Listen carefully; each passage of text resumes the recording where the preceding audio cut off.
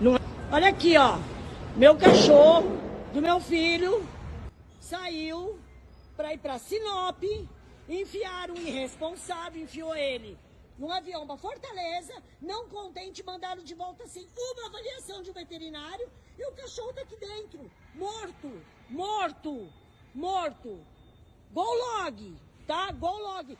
Fujam daqui, não tragam nem com eles. Que eles golden de 4 anos. Know that if the tables were turned, I would show you no mercy! Conflict feeds the Freljord. Gada!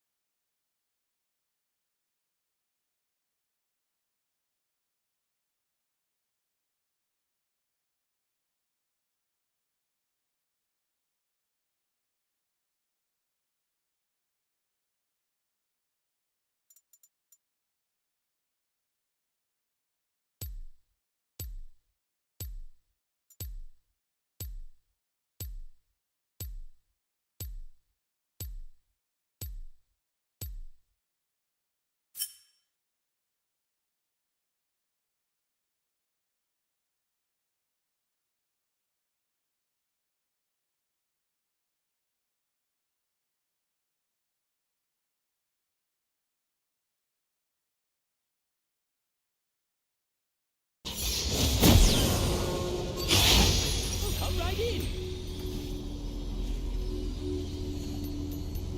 Wonderful.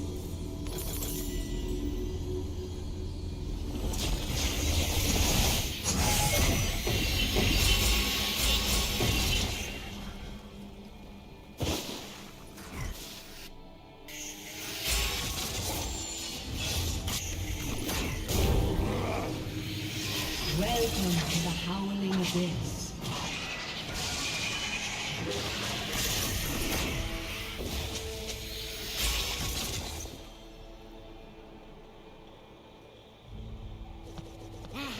Minions have spawned.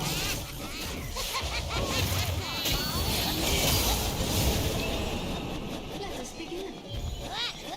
It's me! I am Mila of the Seventh Layer. Accept my challenge.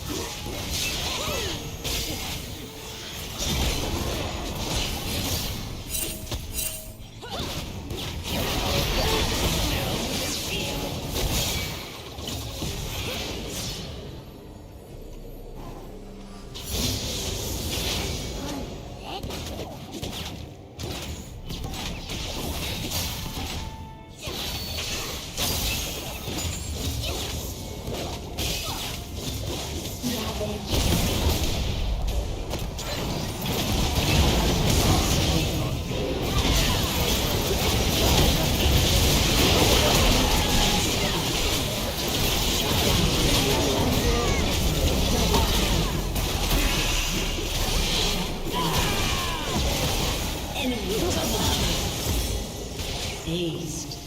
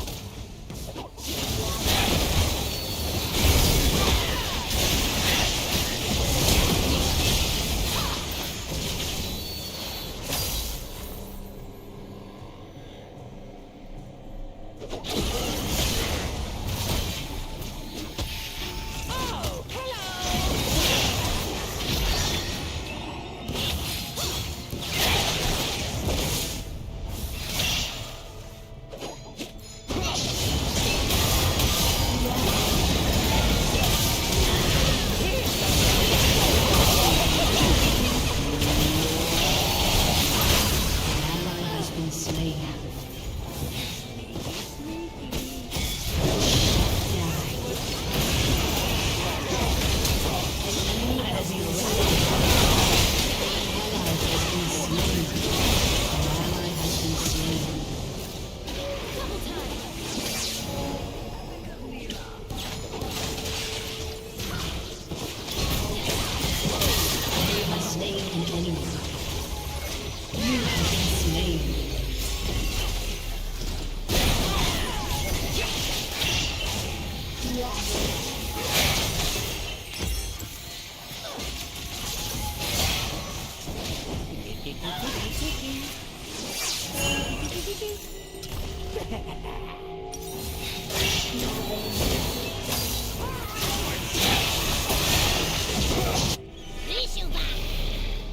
An enemy has been slain.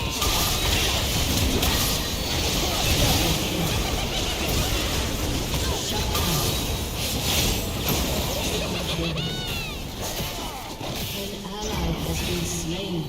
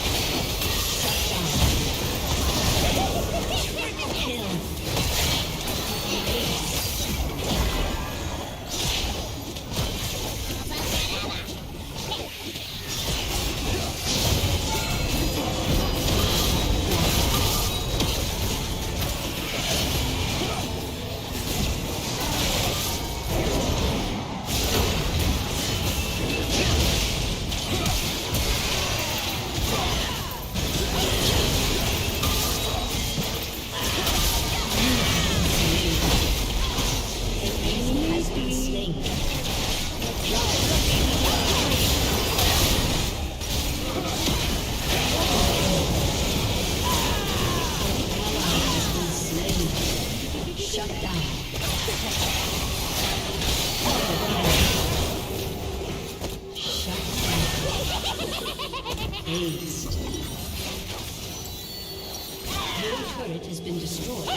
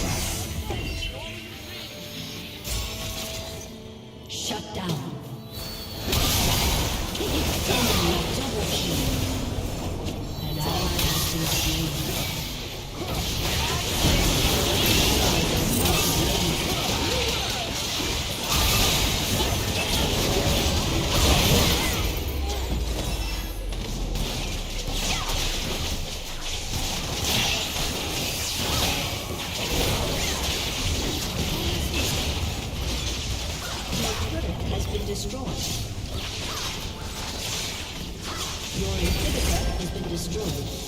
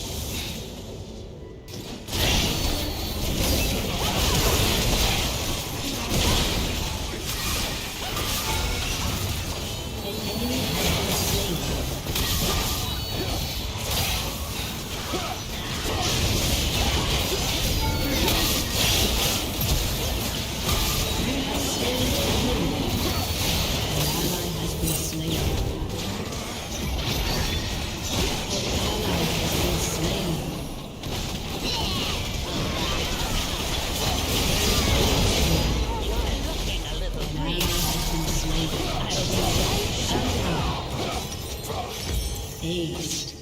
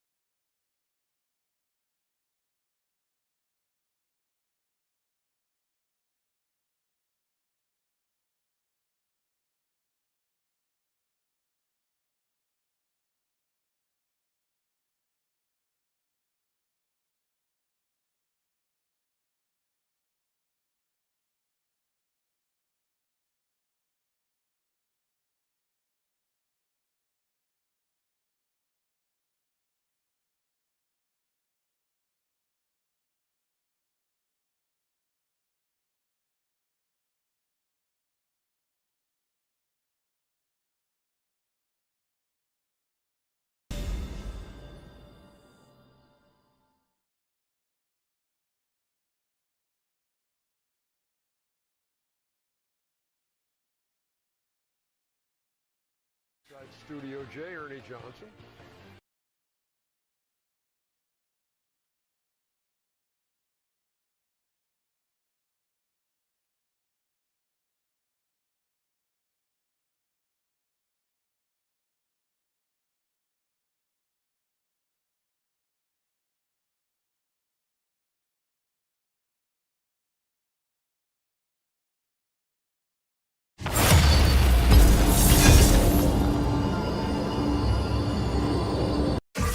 Head high, chin up, scissors ready.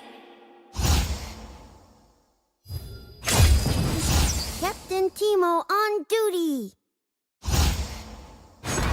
Rest is for the living. Captain Timo on duty.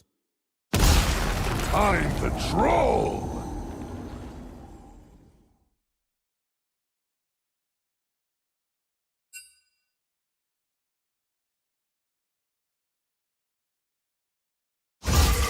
Head high, chin up, scissors ready.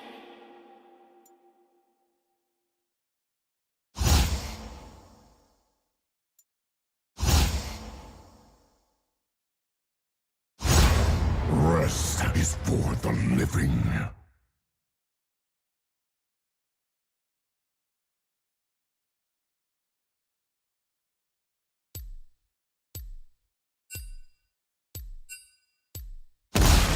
Time to troll!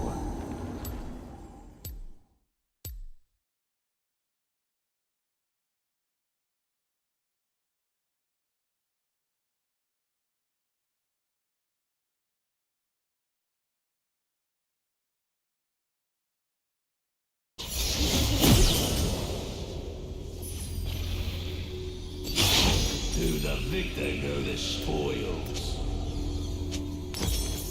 I'm Troll Judge, Troll Jury, and execute Troll.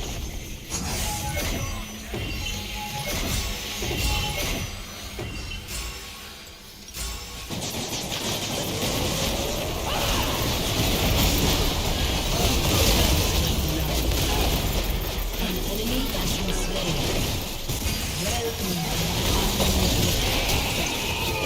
An enemy has been slain.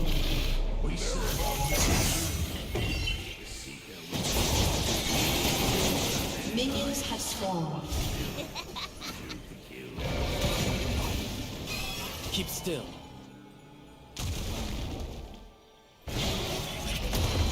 Time to start an up.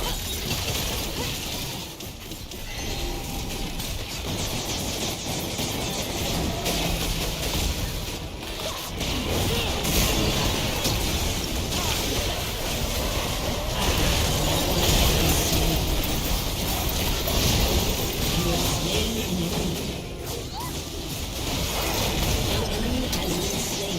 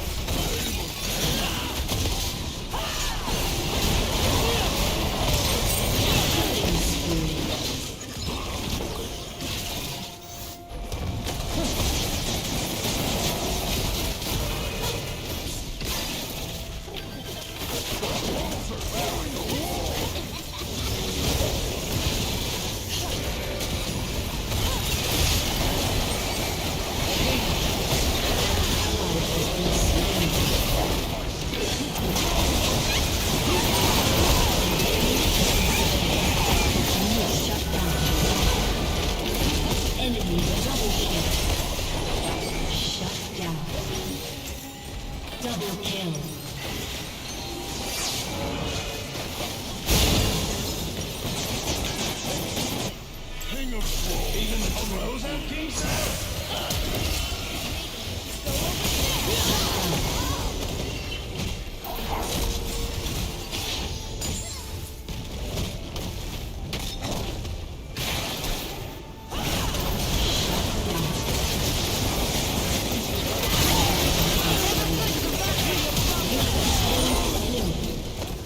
Shut down. An enemy has been slain. Stand back!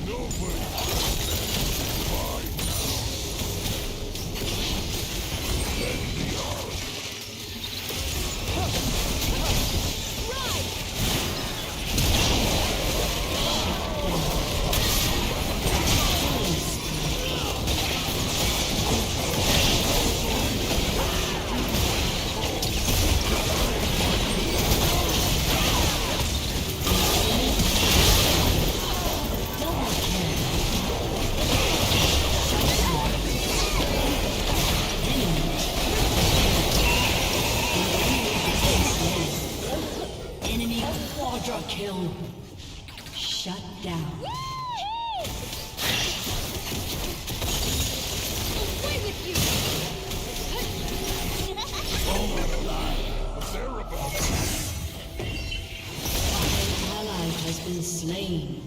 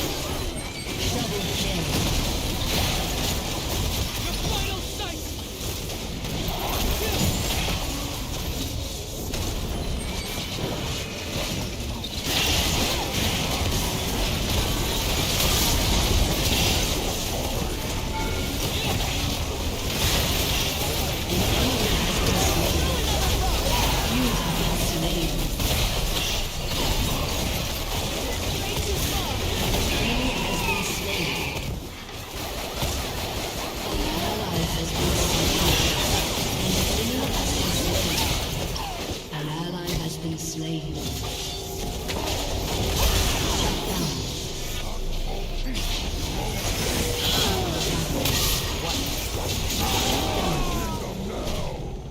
You have slain an enemy.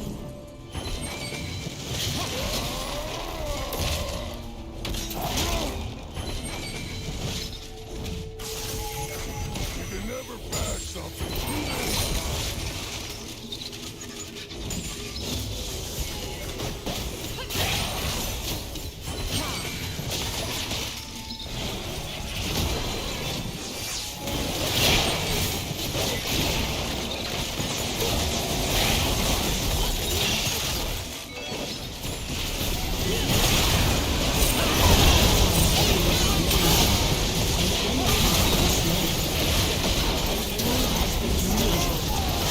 You have slain an enemy.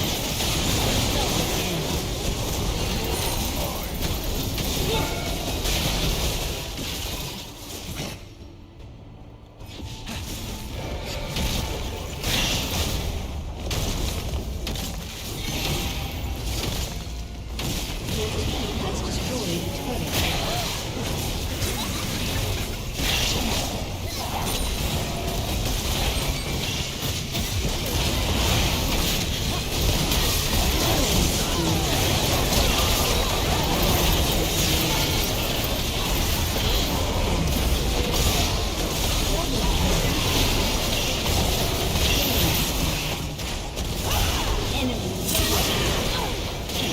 Shut down.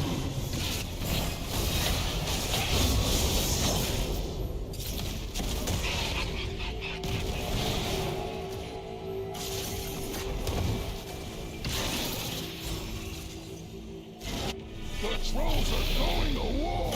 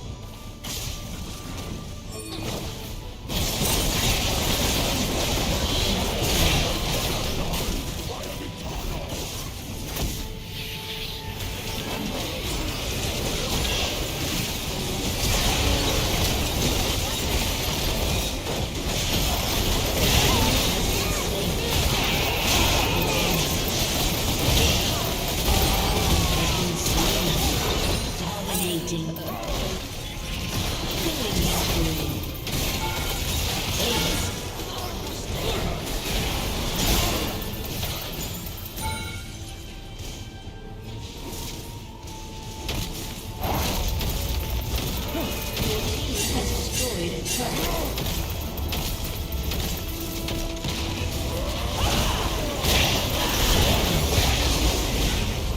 Your team has destroyed a turret.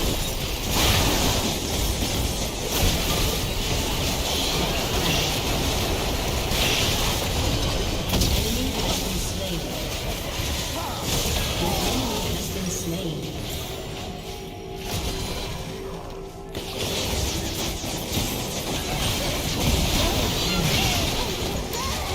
Shut down.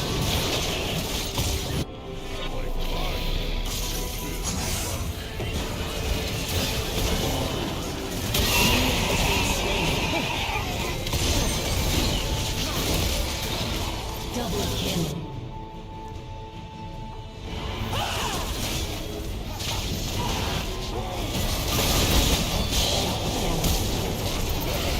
Shut down.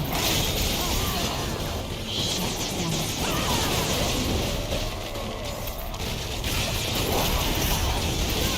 Double kill.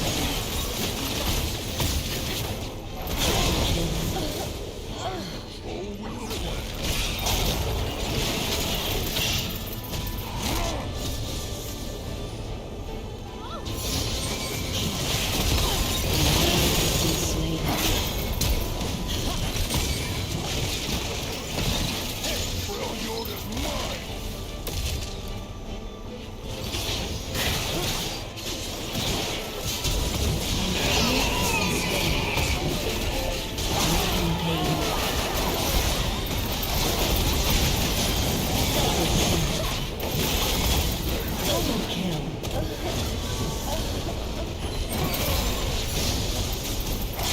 Kill. Ace. Executed. Victory.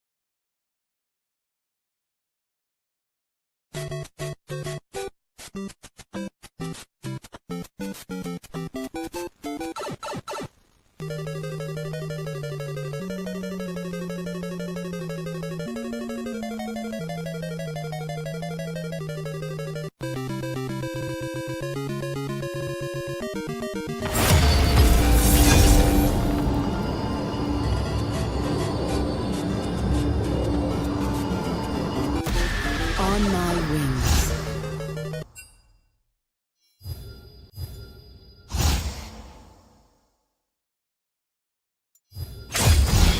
They will regret opposing me. My blade is yours.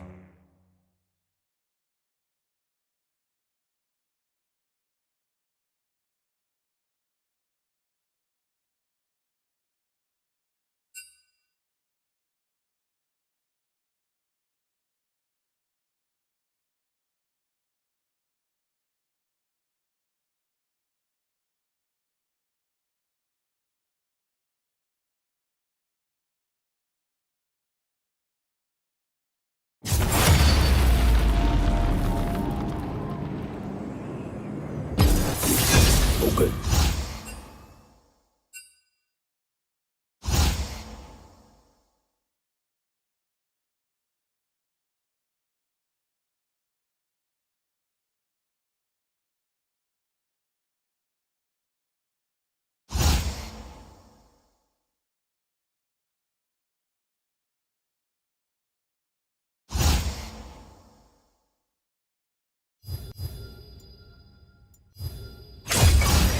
Punch first. Ask questions while punching.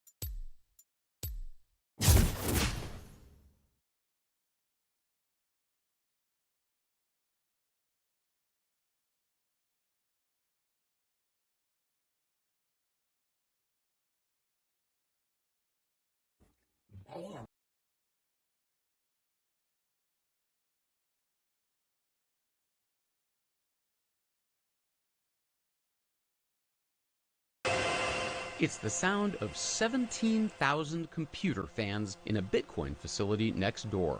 This caused Paul.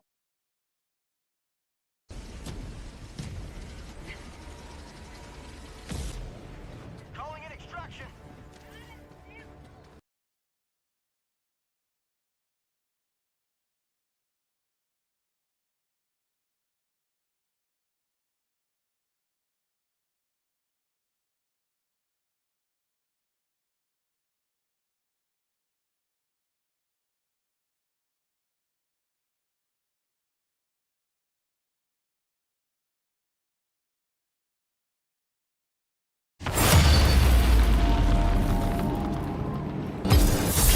The balance of power must be preserved.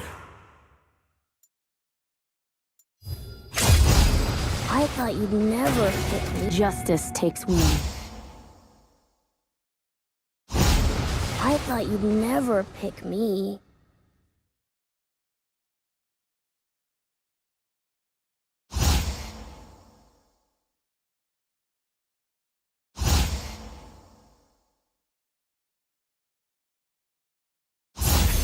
Violence solves everything.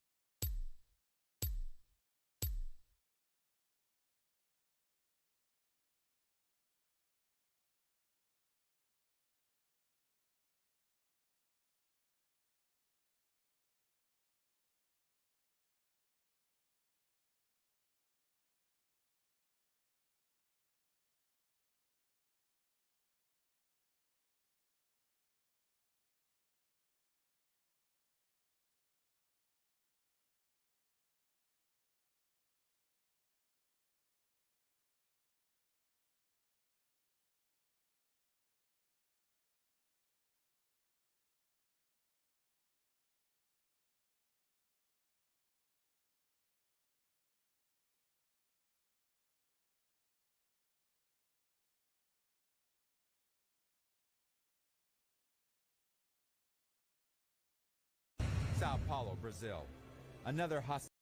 Other police rush in. Neither the hostage.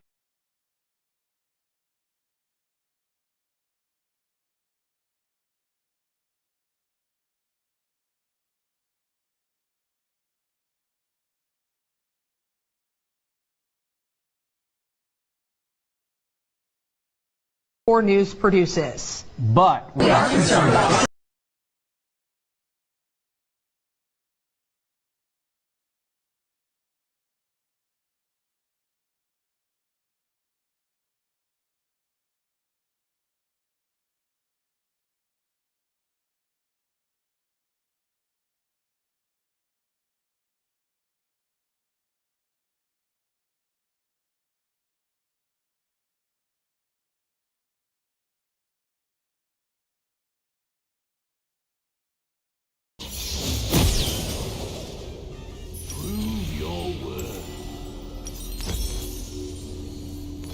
No going back.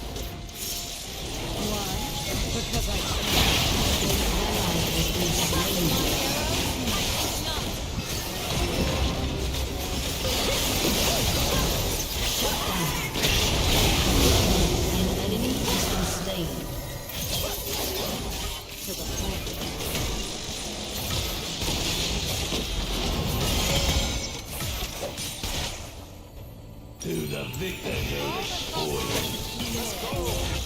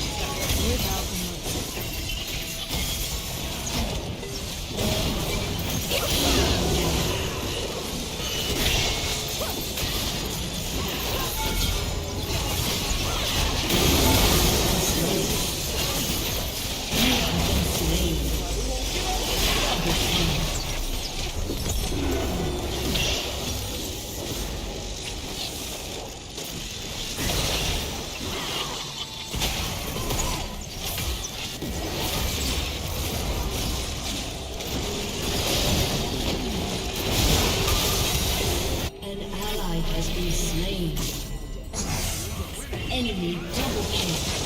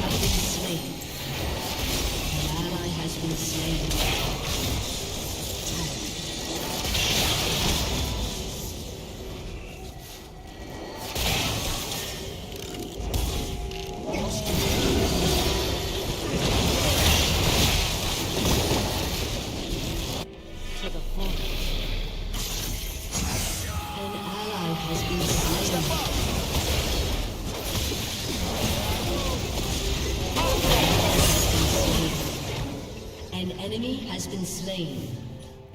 An ally has been slain. You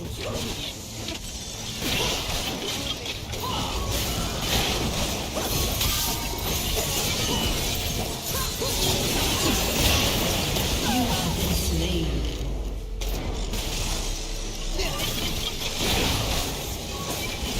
An enemy has been slain.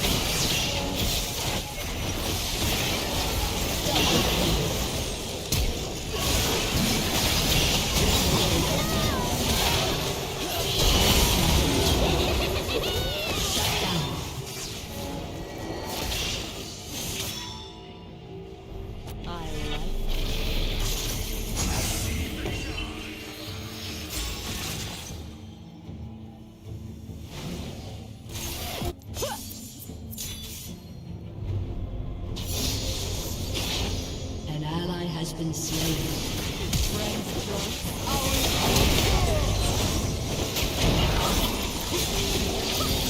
Double kill. An ally has been slain.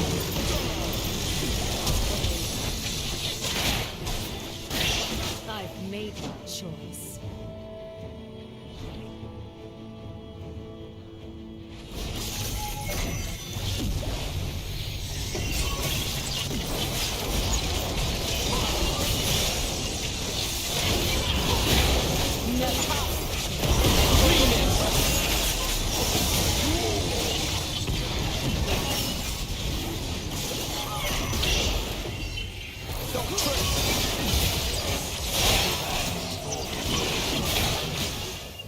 Why?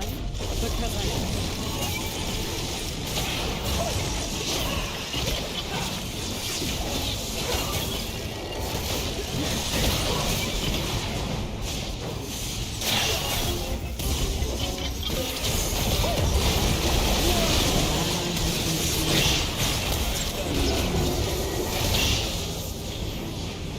Spirit, reveal our way.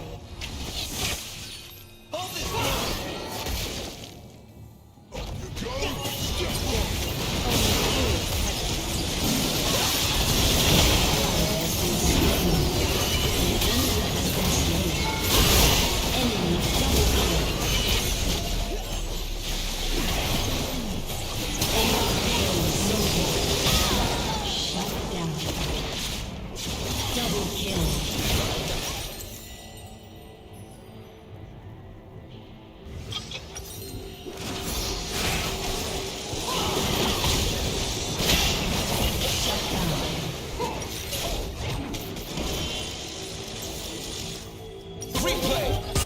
Ready for trouble.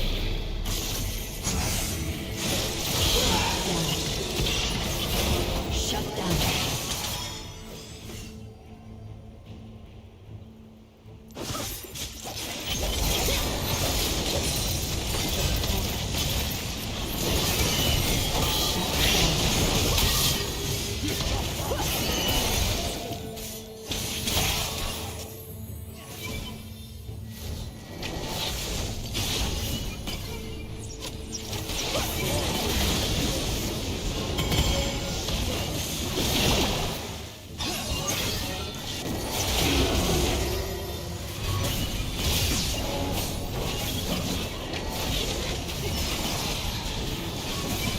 No going back.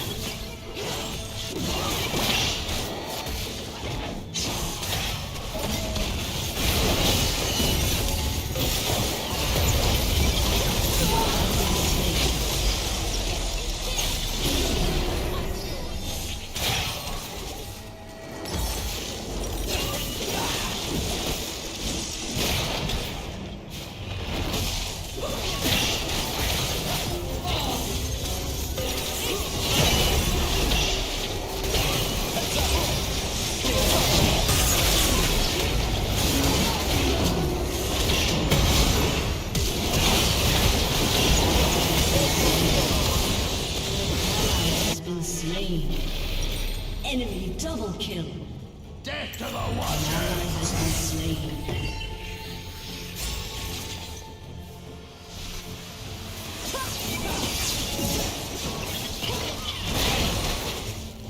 Keep Friends close and enemies You guessing. could never bear our burden. A legion of the targets of our spears. You speak a lot.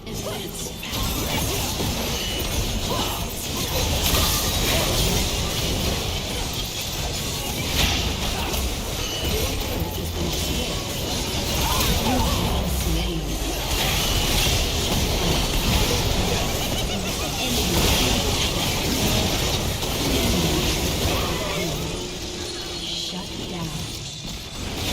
An enemy has been slain.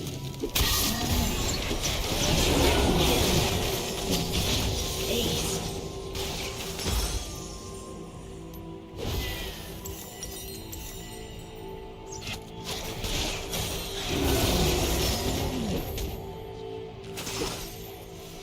I've made my choice.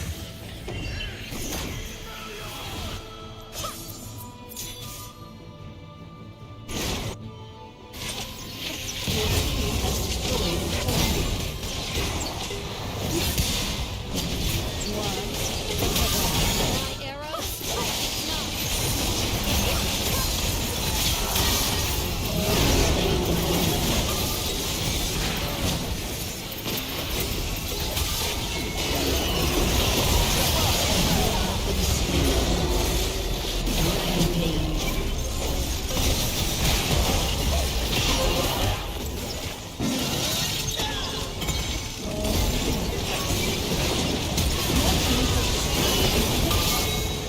Shut down. An enemy has been slain.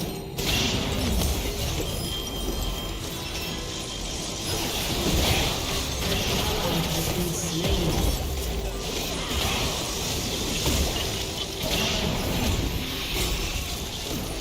Never play fair.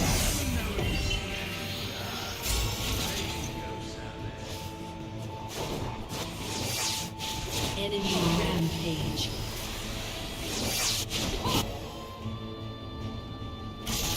Only fools hesitate. For the greatest battle of your lives.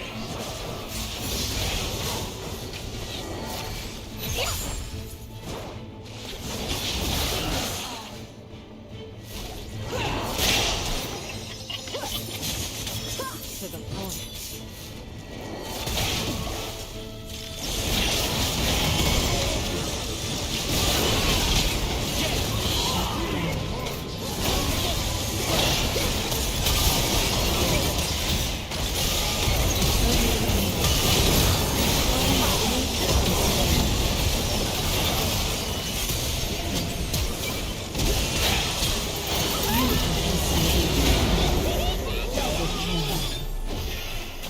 An enemy has been slain.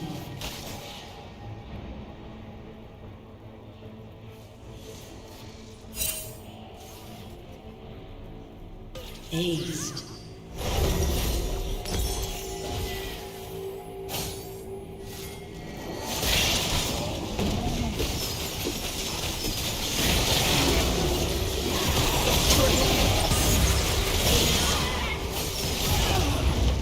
Your team has destroyed a turret. Your team has destroyed a turret. An ally has been slain. Shut down. An enemy has been slain.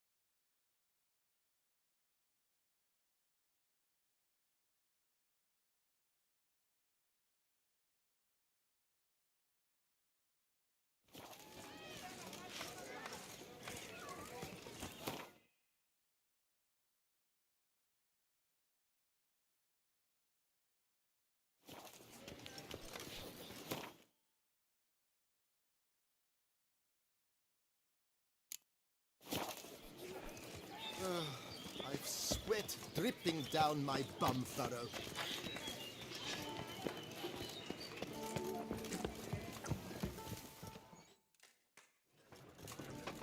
By my troth, could that be the musty scent of fresh pâté? Naught else, Sir de Peyrac Peyran. I see time has not dulled your senses. We would be honored if you would join us. Your companion as well. But why do I not detect even a whiff of crayfish chowder? No soup today, on account of there being no crayfish. I reckon you've not heard, but all I caught was a corpse. I awoke at the crack of dawn, as I do each day, but when I looked up, I beheld a blood-red sky. This corpse is precisely why we're here. For the man whom you've invited to join you at the table was summoned from a far-off land by her gracious magnificence. He is tasked with tracking and killing the beast. We invited two men to join us, yet since Sir de Peyrac Peyran in temperament is more akin to hare than hound, I surmise...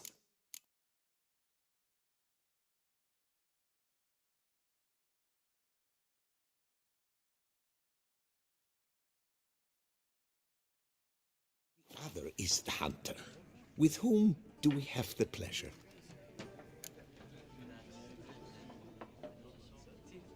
Name's Geralt. A humble introduction. You've clearly not tarried long with Sir de Peyrac Peyran. Spare us the petty insults. Geralt is a master of the witchering trade. He has questions concerning the beast's last victim. I was the one to find the corpse.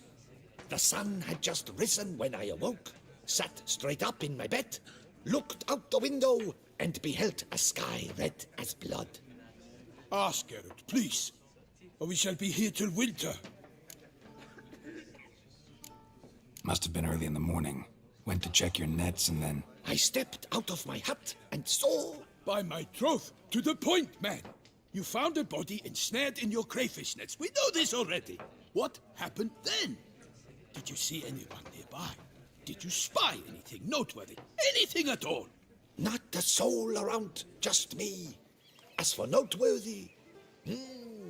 well... What did you see? But be warned, if I hear the sky was red again... I saw a head bobbing, eyes bulging, the tongue blue and popped out. Next to it, a hand rocking upon the water. Get a good look at the body parts? They gave me such a fright. I bolted to town fast as my legs would take me, then returned with guardsmen who told me to keep out of their way. They had a hard haul. The parts were so tangled up in my nets, they were forced to cut them. Need to examine the body. Know where they took it? They ferried it across, then loaded it on a cart and hauled it to a cellar at Corvo Bianco to keep it cool, see? What? Why, Corvo Bianco is Baron Russell's estate. When he learns they've turned his cellar into a morgue, he'll set his hounds on them. While you were gallivanting about the north, his vineyard was auctioned off. Who was that? Woman who just left. Didn't see her before. Didn't notice her walk in either. Doubtless Linnis, the innkeep's daughter. But hold, Geralt, because this is an outrage. Russell's vineyard was auctioned off? Inconceivable. It is no secret the Baron had gambling debts up to his ears. It finally came time to collect. His creditors auctioned off his property. The Ducal Chancellery bought it, in fact. Russell now bunks with his brother in Vicofaro. I told Russell he'd get his comeuppance. How long can one throw on past heroics? His creditors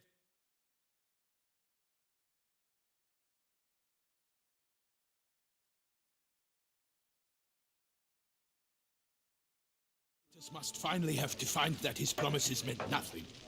Such are the times. Today's knights are pale shadows of the heroes of yore. It's true what they say. God sent the beast to punish us for straying from the old paths. So folk think the beast's divine punishment. Knights have turned their backs on the old customs. Where they were defenders of the duchy, they're now defenders of their own Duchess. Why, you insolent. Let him talk. The Duchess trades in titles, grants honors to ill-doers. We've strayed from the path of virtue, lost the gods' favor, so the gods sent retribution. Don't listen to that nonsense, Geralt. It's rehashed street preacher codswallop. Yes, the rebel routers have been sprouting up like weeds lately, each offering the same bill of goods. They say anything else about the beast?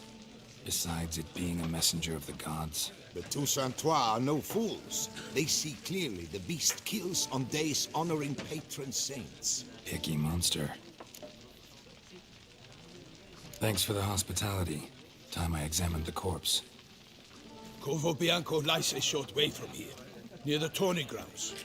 Just follow the road and you'll arrive. Not coming with? Oh yeah, duty of some sort calls. Some sort? Ha! Her Grace bestowed a great honor on me, even before we departed for Velen. I'm to play the hare during this year's game in the Palace Gardens. Will you...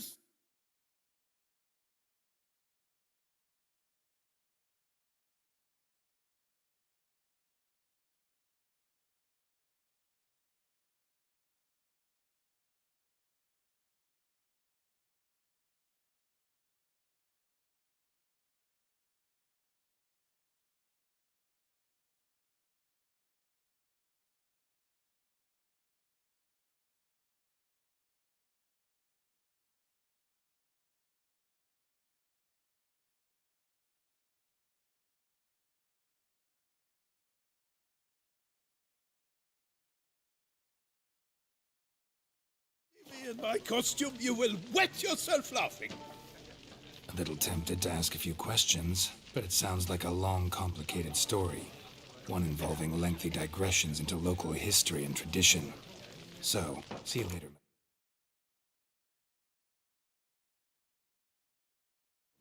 And good luck. What a skin. What? Oh!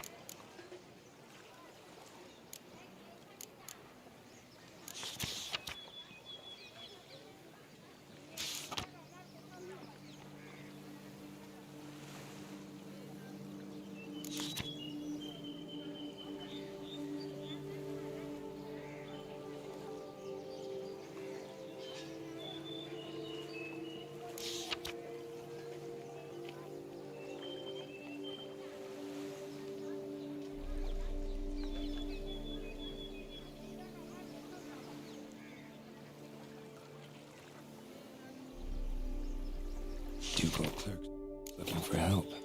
Could be good coin to be made.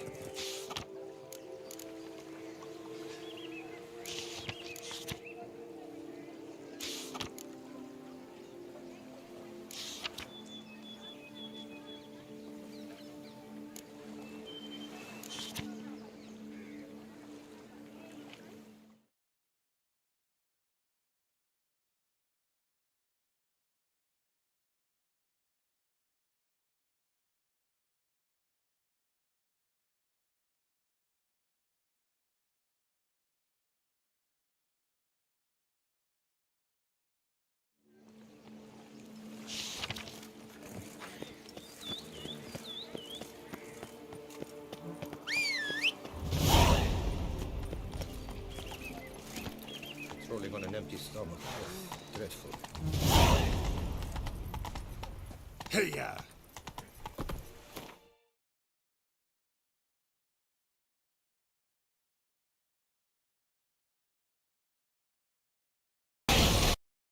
Messenger of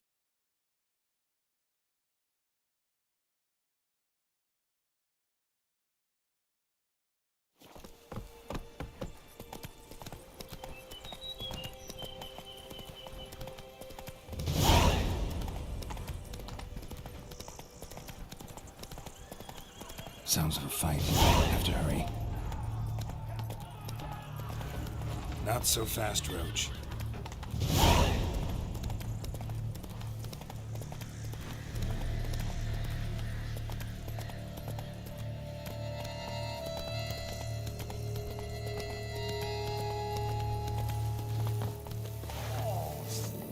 Damn it. Killer must still be here.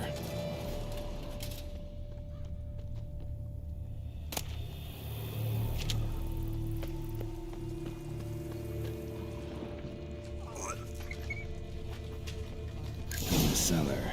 Gotta be. Attacker had no trouble knocking over the cart. Attacker had no trouble knocking over the cart. River Muck carried the body in this cart.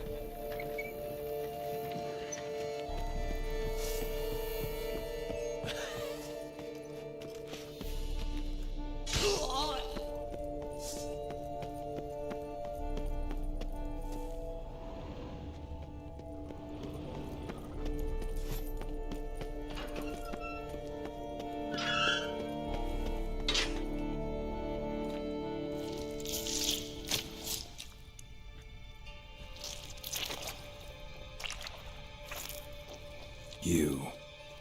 Saw you at the inn.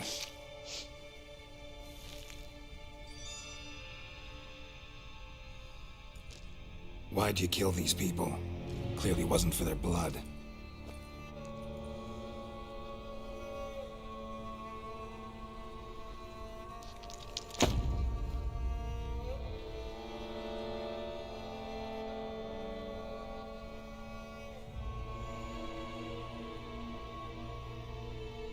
We don't have to fight.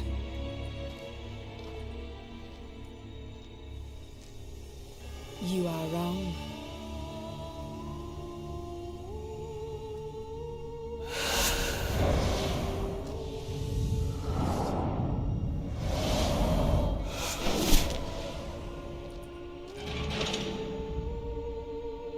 I cannot let you leave.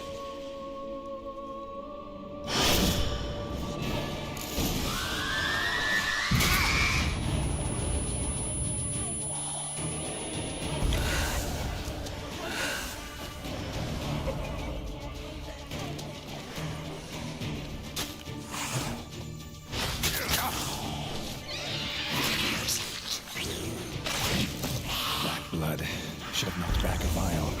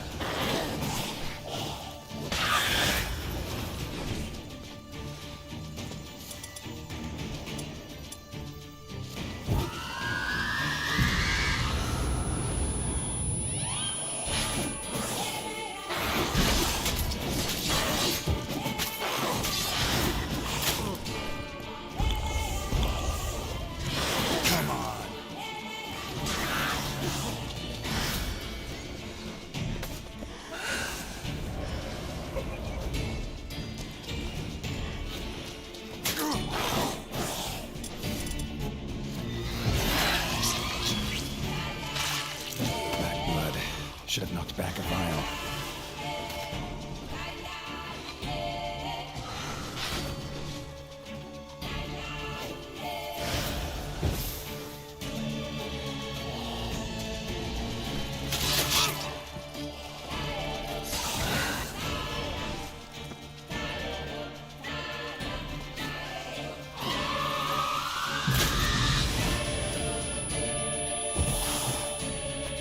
Damn it.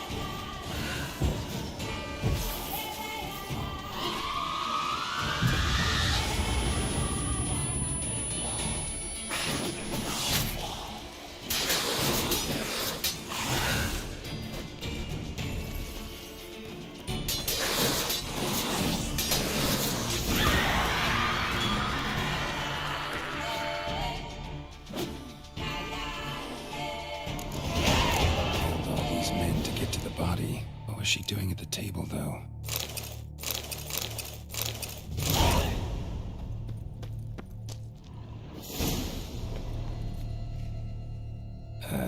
Stinks. Waterlogged. Both hands amputated. Body was quartered just as I thought. Laid in water for some time. Head swollen, and something took a few bites out of it. Something in the throat. A pouch, bulging with coins. Nilfgaardian florins, from several different provinces. If the murderer did this, means we're dealing with a sentient thinking beast.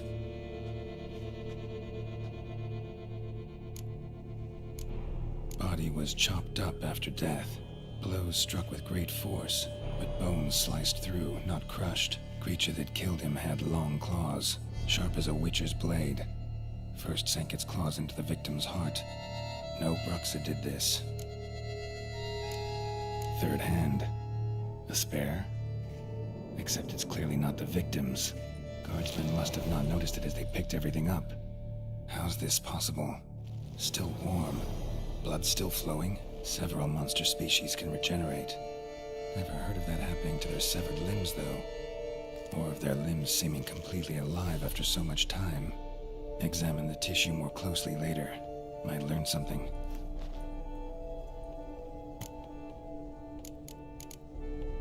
So, murderer was clearly a monster, but not a Bruxa.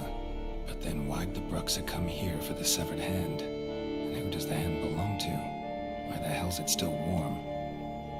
Now, pouch shoved down the victim's throat. What's the significance? And why was he chopped up into pieces? Lots of questions, no answers so far. Need to know about the other victims. I'll ask Palmerin to get me into...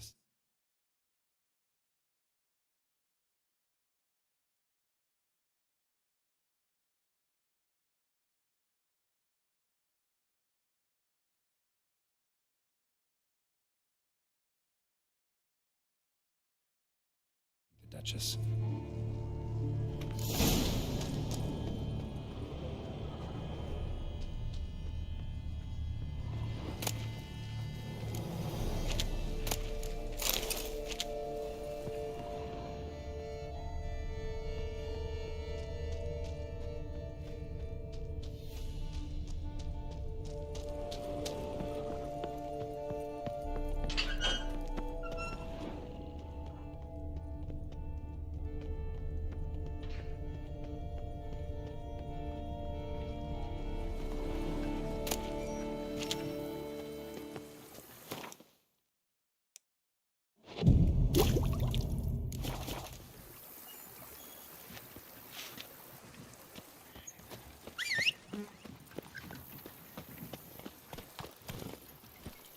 That's it, Roach.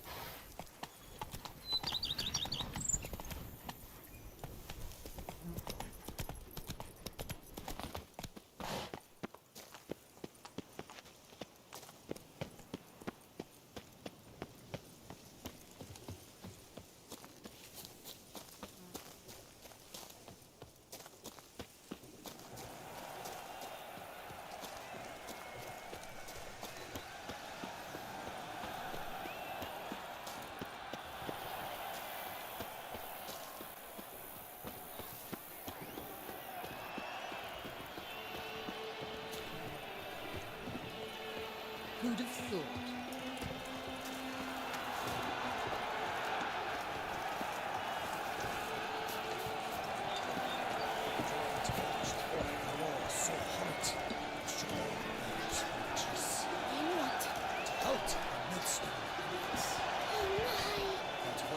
Always trumps me. Do you like it? His friends at his side. No best of combat. Restored history life.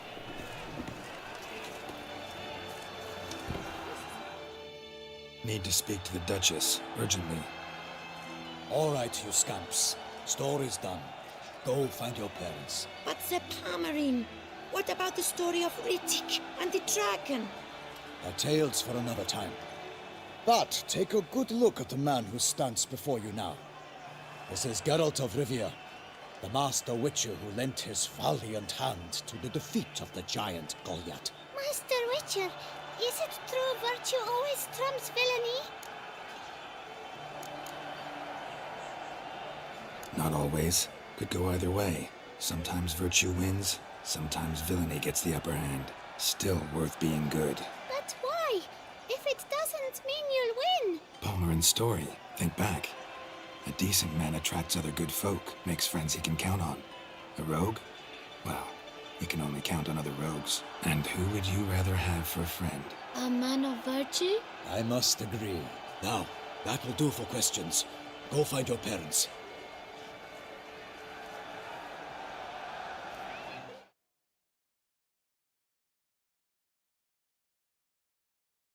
Her Enlightened Highness has doubtless arrived at the tourney grounds to watch the battle in the arena. If we hurry, we'll be in time to speak with her before the spectacle begins. Lead the way.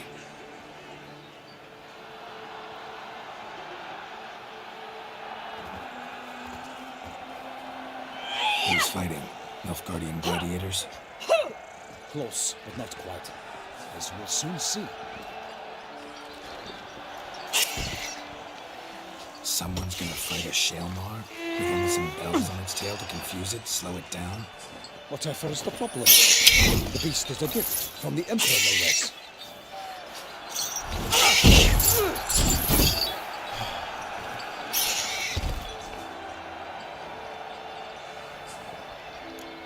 Shouldn't torment the beast. How would you like to be dumped in an arena, blindfolded with a string of bells hanging from your ass? Pity a monster. You, a witcher? I slay monsters who are a threat to humans. You're out to humiliate one to entertain a crowd. No knight will gain any glory from this.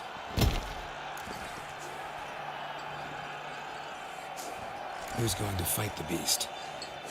Guillaume, the young man you met. Yeah. Mentioned he'd promised his heart's capture a monster trophy. Great love demands great sacrifices. Let's go.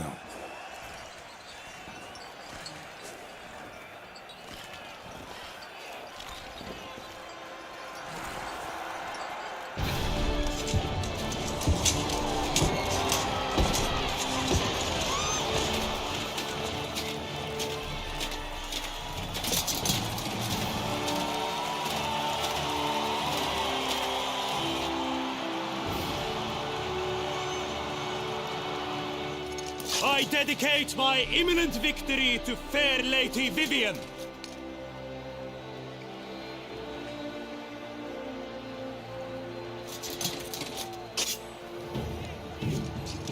It's begun. The fight shall have to end first. We must wait.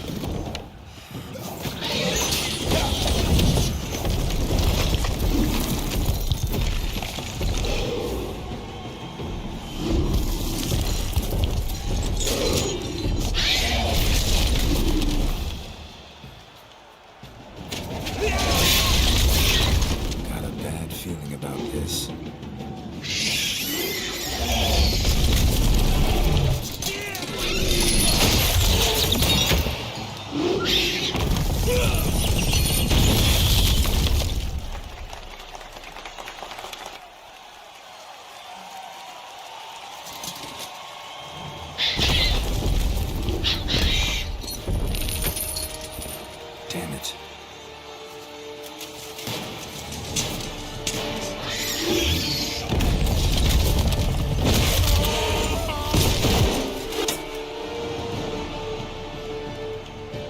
We have to help him.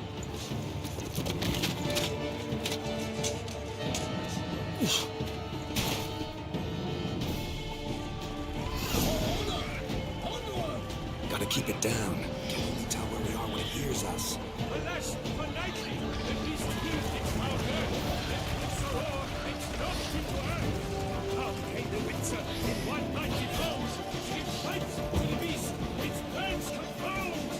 Out it flame, and thus the Witcher's life was snuffed. All our hopes, alas, had turned to dust. Drink up the ocean.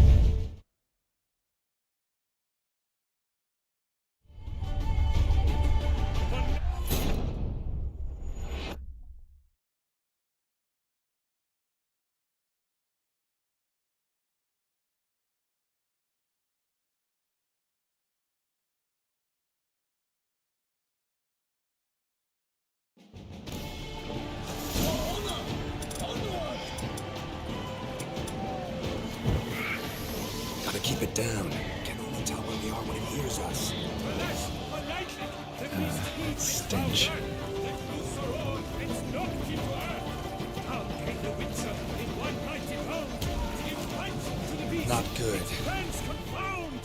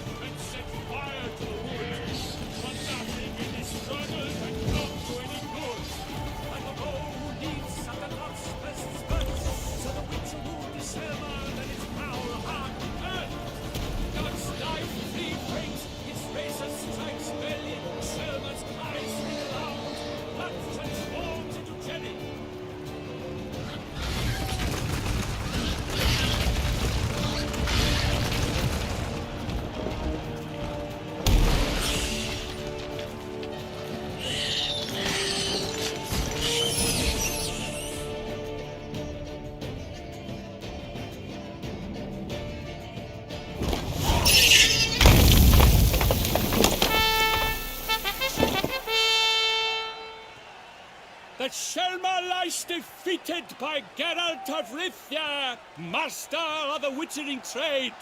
Behold, as the last gasps of life seep from the beast.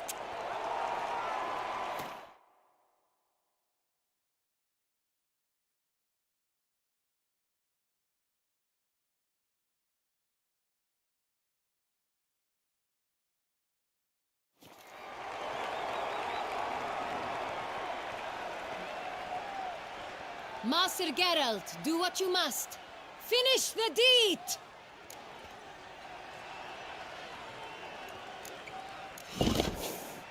Monster's no threat. No need to kill it. A victor may always show mercy. It is his right. Long live Geralt the Merciful! Pikemen, See to the beast!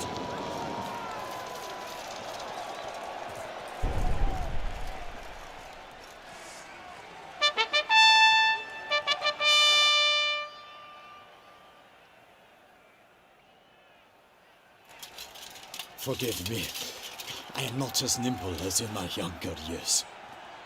You fought bravely. Thanks for your help.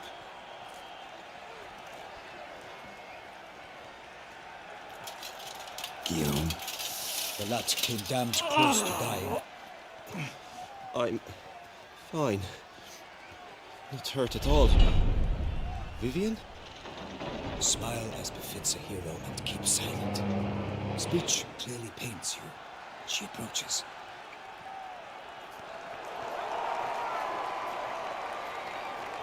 Geralt. We must talk.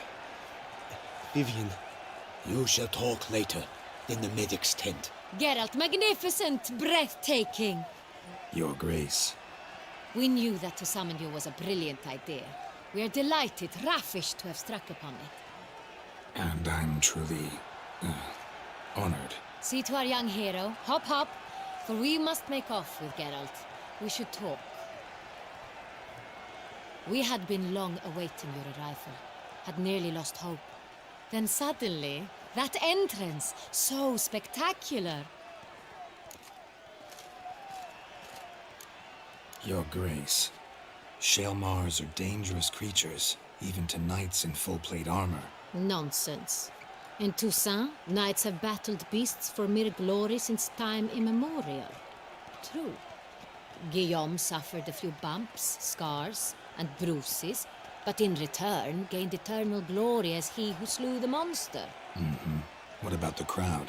Say the Shaelmar had vaulted into the stands. Would have been a massacre. Geralt, though we value your fortuitous intervention in the arena, we would remind you your services have been retained, and as shall soon become clear, you will be generously compensated for completing another task altogether. Your Grace, my contract. I'd like to discuss it. Naturally, but not here. We shall need Damien.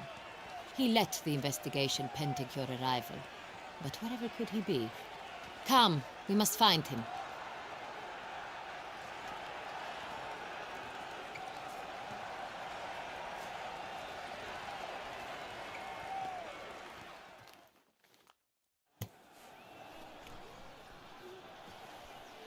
Tell us, have you come alone?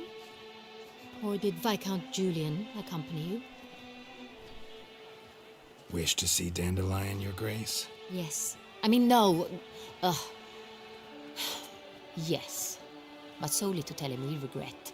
Yes, deeply regret rescinding the death sentence we so justly handed down upon him. If we could turn back time, we would make certain he sat in a tower till he rotted.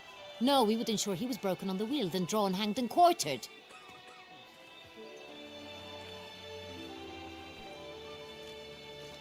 Ah, the very man we would entrust with these tasks.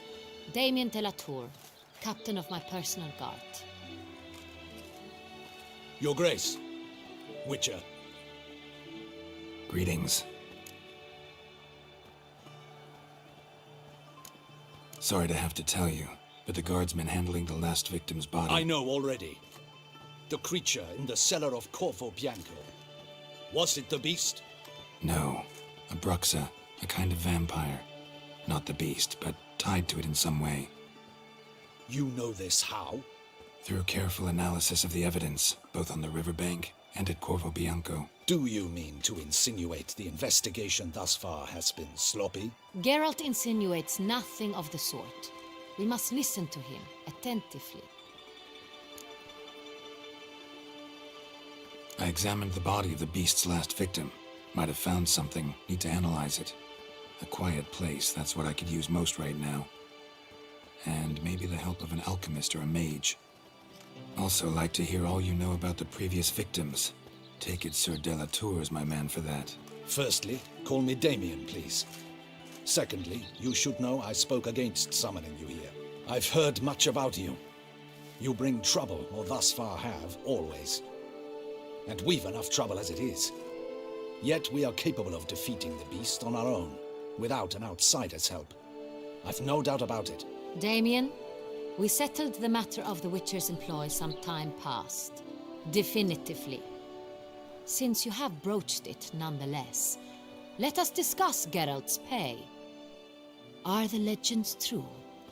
Do Witchers usually demand that which you find at home, yet did not expect?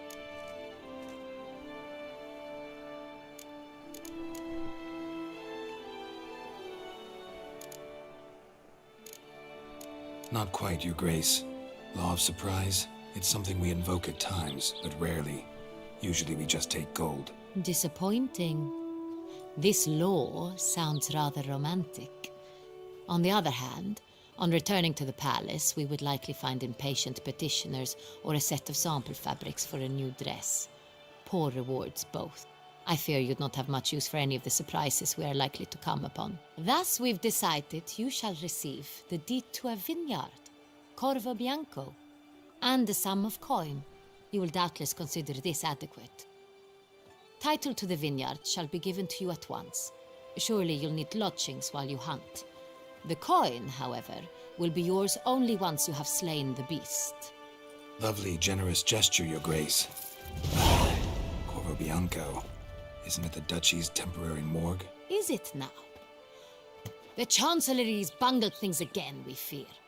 Not to be left unsupervised for one instant. Yet, in its mood, a morgue should present minimal problems to a Witcher. What's more, nothing enhances a wine's reputation better than a grim legend. Thank you, Your Grace. I accept the contract, of course. But as I said before, I'll need some information. How'd it start? Who was the first victim? Crespi was the first to die. He was famed once for his many glorious tournament victories. Then he grew old, hung up his sword, and took to winemaking. Crespi was not loved by the wine merchants. He was ruthless in business and thought to cheat many a time. He asked us for a dispensation from all court ceremonies. We did not grant it. We could not. Once you've taken the oath of a knight, you remain a knight till death. How'd he die? Where'd they find the body? Quite unusual, the circumstance. He was at a feast when suddenly one of his fellow feastgoers noticed he was missing. The town watch found him an hour later. On his hands and knees, propped against the town pillory, his sword hanging from his neck. He had died of wounds inflicted with claws, not a weapon. Blows of great force. So he died suddenly, but the body was on its knees, meaning someone posed it. So it seems. Second murder. Tell me what you know. In the city there are certain nooks. No one reasonable ventures there after dark. Ramon Dulac's corpse was found in one such place. With the first murder, terror gripped the city. Its inhabitants grew wary, kept to safe areas. Consequently, news of the second victim came to us from a group of concerned cut-purses. Criminals fear the beast? Telling in a way. Take it you've excluded the possibility that Ramon died at the hands of these bandits. Do you believe me an amateur? Not hands, but claws killed Ramon Dulac. The wound was deep, clean. His body was found in a gutter, dressed in nightshirt and cap, a pillow placed under his head, and his sword replaced by a bed warmer. Ramon Dulac, a knight who but a dozen years past was an advisor to our father, the Duke. Someone went to a lot of trouble to make him look ridiculous. Maybe revenge was the motive. It's not out of the question.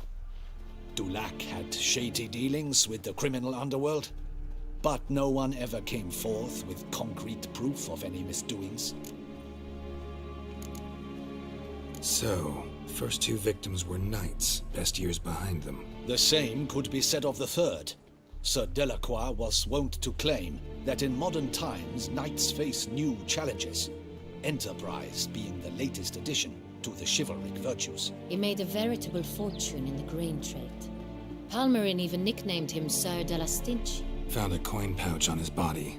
Contained florins dating from various times. hailing from different provinces of the Empire. Delacroix loved coin, true, but had no patience for numismatics. Lots of similarities between the victims. All the bodies were found in strange places under extraordinary circumstances. Seems the murderer, whoever or whatever it is, has some meaning to convey. These were honorable men.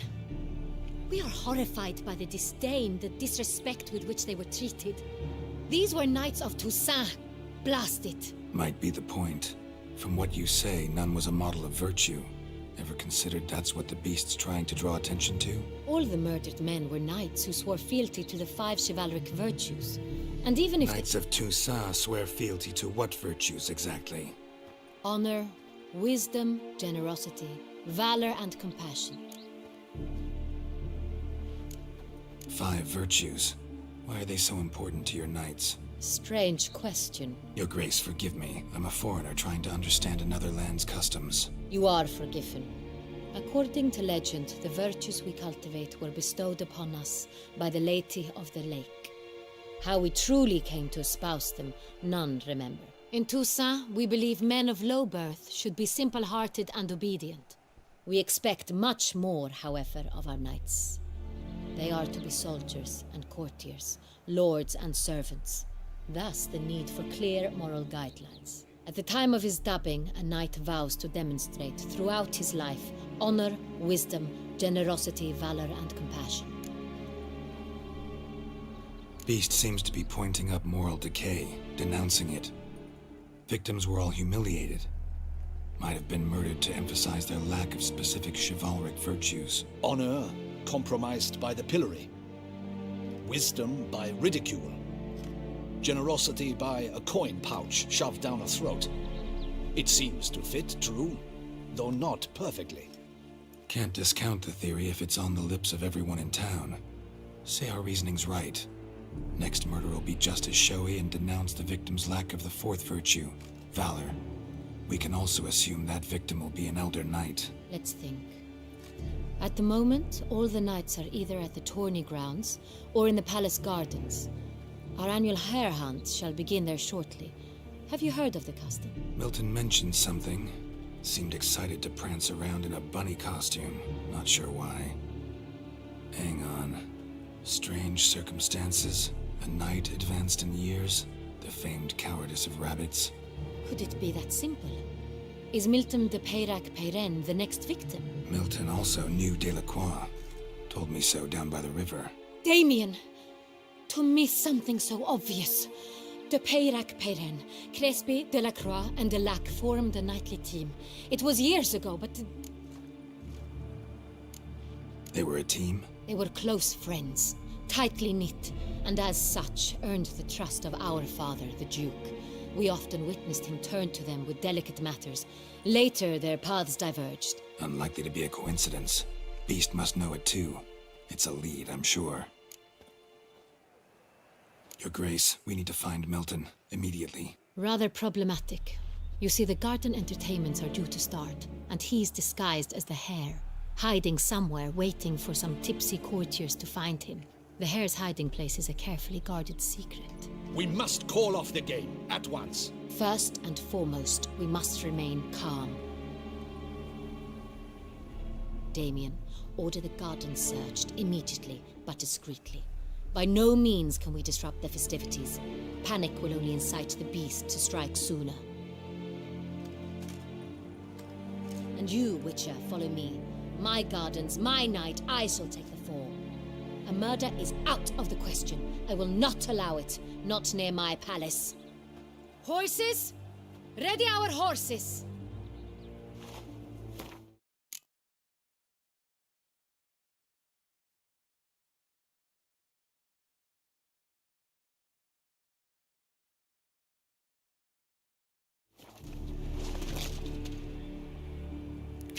Your Grace!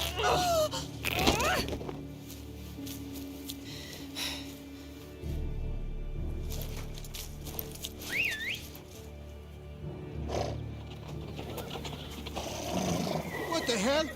Why, I should... Your Highness, Mind it doesn't get wrinkled. Onward!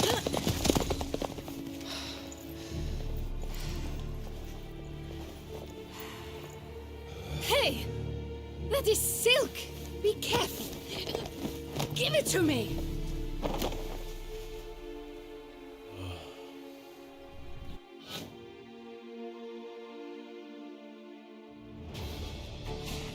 Let's go! Get out! Right like the wind!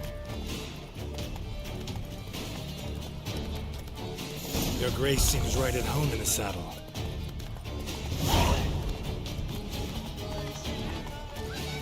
This way! Through town! Try not to lose. This is Holmes. Sharp right! Take care! God! Never.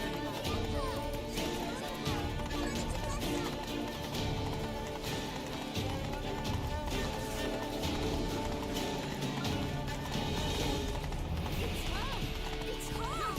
Clear the path! Clear the way, I said!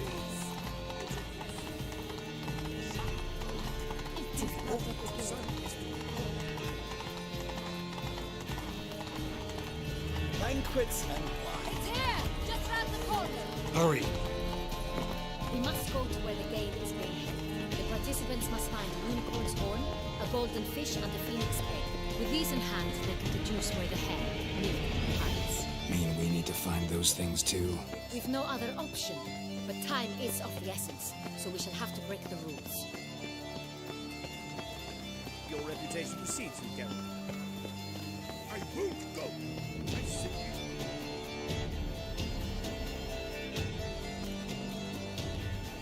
On second thought, through here.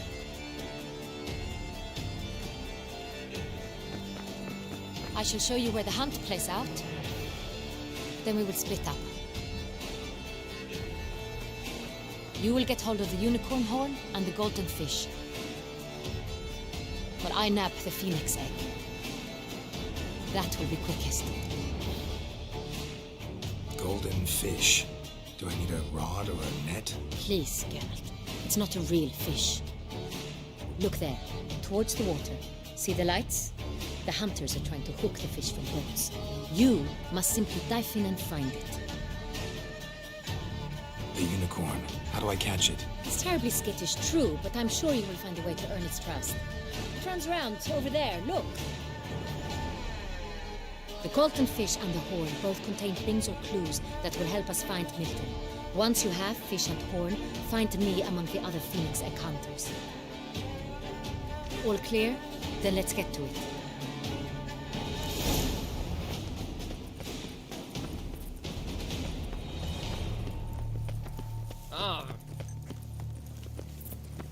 Night, bluff, and wine counsel no half-hearted measure.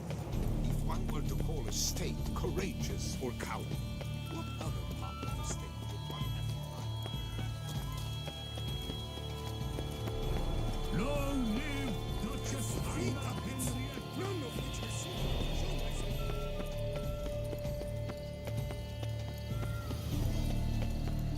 Golden fish should be easy to spot once I'm under.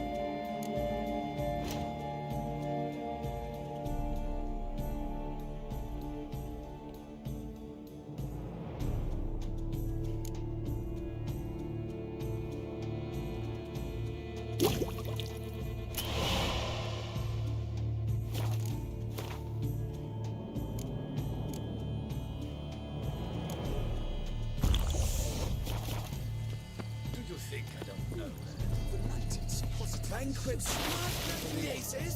Did someone just dive in the water? Perhaps that's the way to do it. Sure, if you're a peasant.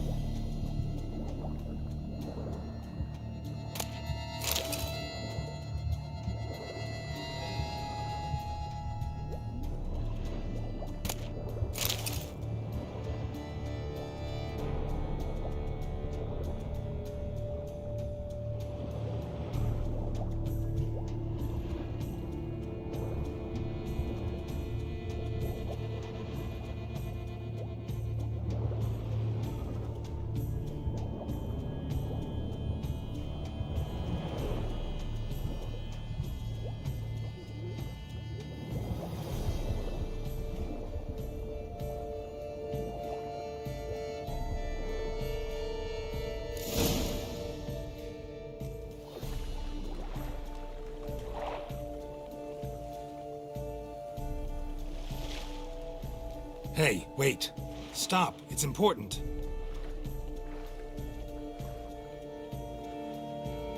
King Cormorant, sire, accept this offering we bring. Prithee cast upon us your merciful eye, and bear before us its secrets. As the moon is heavenly coursed of trace, in my domain I await that moment of grace, when a soul of good or ill repute brings me a gift, fitting tribute.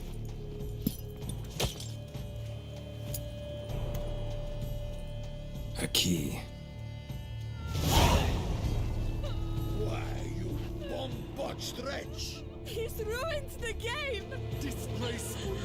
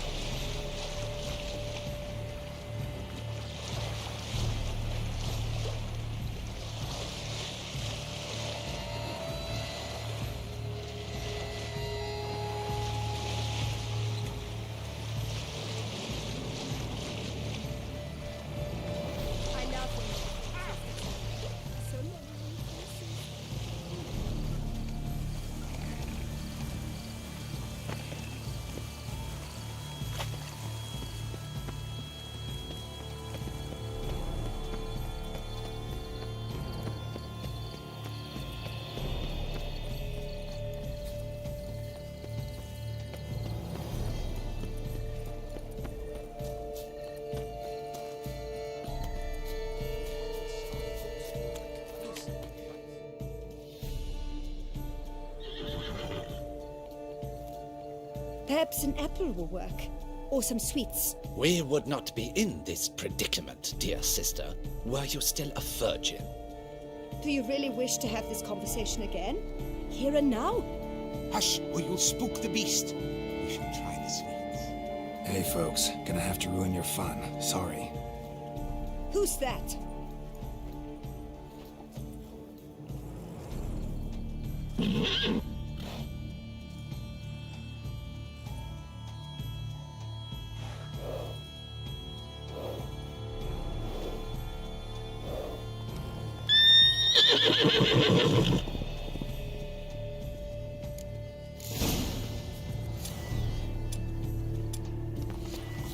Come on, stay calm.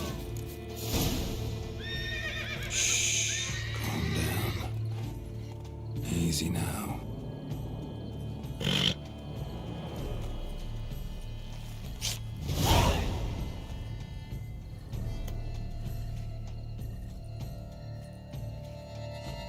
Well, that's hardly fair. Flagrant cheating is what it is. Sirs, we must teach this scamp some proper sportsmanship. Listen, I didn't break any rules. True, he won fair and square. We were unlucky, that's all. We must try to grab the next clue.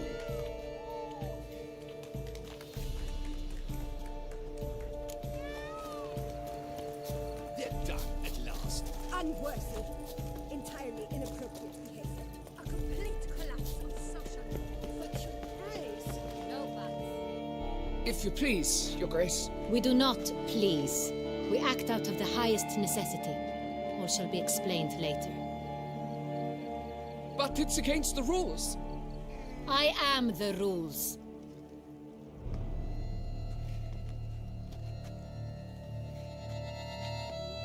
Geralt! At last.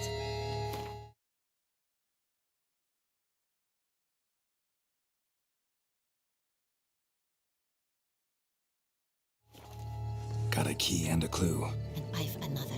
Show me yours.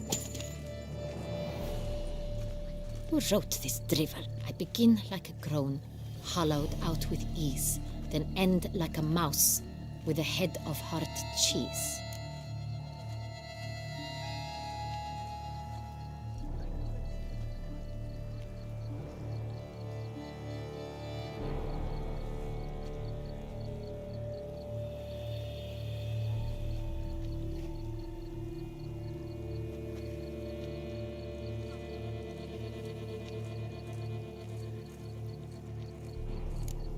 Is it about someplace really cramped, uncomfortable? Because it mentions crows and a mouse?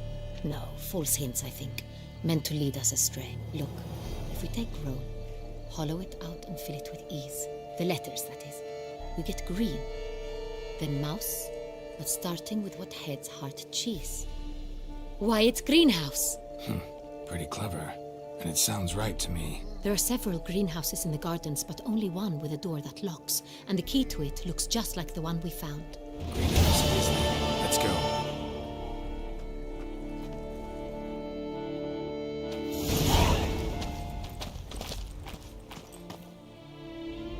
Wait here.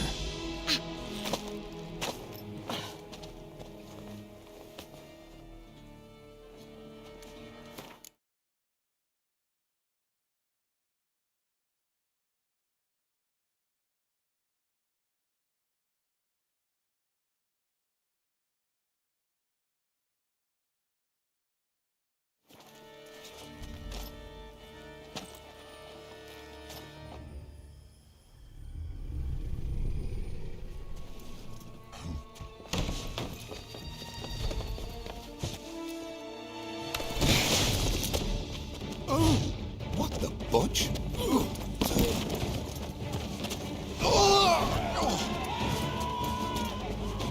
What was that?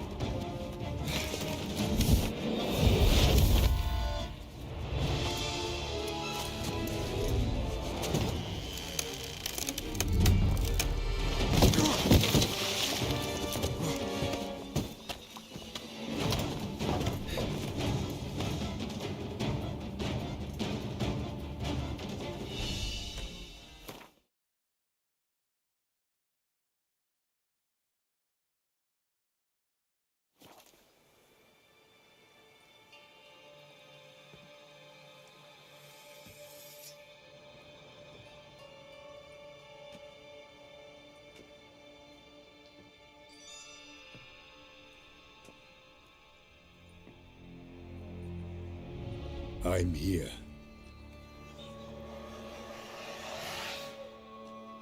This belonged to you, maybe? It did, but you may keep it. I've a new one. I do not know you. I've done you no harm. Yet first you butchered a Bruxer who was dear to me. Now you pursue me. Why? You've killed 4 innocent people, at least. And you? How many innocents have you cut down? Plenty. Even more of the guilty, though. You're next. I think not. You see, I've something to do still. More murders? Just one. Not counting yours.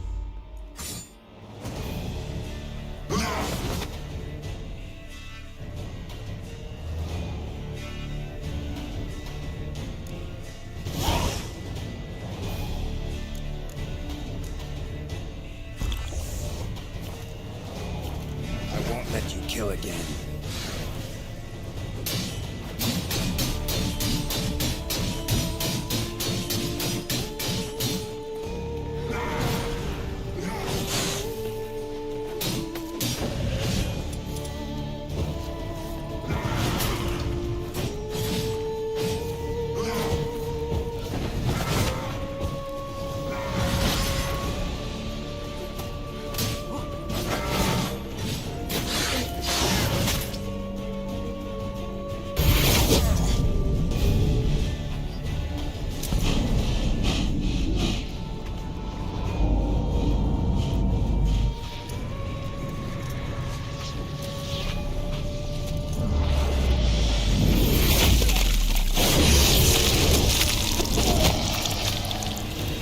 To stay where you were. Regenerate! I know you're in trouble.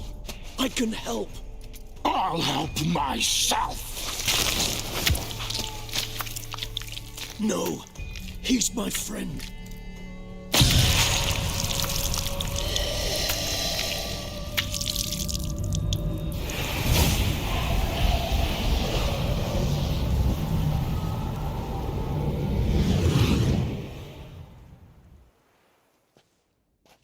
Yes, Geralt, it's me. Regis? You all right?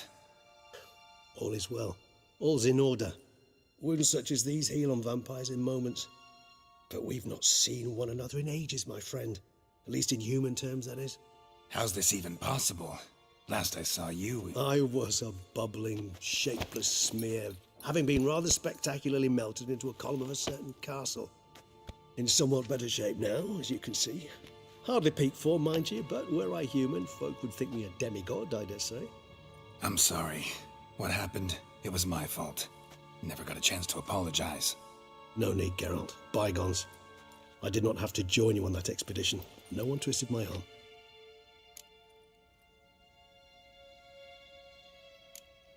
Miraculous regeneration.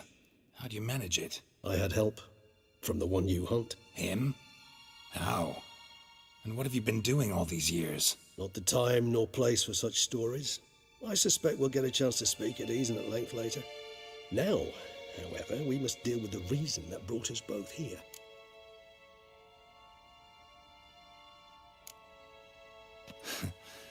Local serial killer seems to obey you.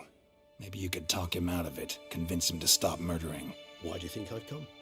It shall not be easy.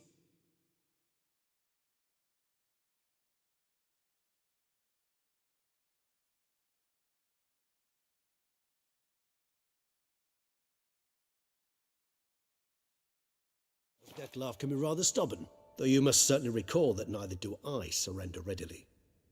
So that's his name. He's your friend? You might call it that. Though Dettlaff is, how would you humans put it, more bestial than I am. But not to worry, I'm working on him. Haven't exactly done a great job with that. He's killed one knight since I got here, at least 3 others before I arrived. For good reason, I'm sure. Understand, Dettlaff is not some decadent shit who kills for sport, or to assuage a dryness of throat or a dullness of mood.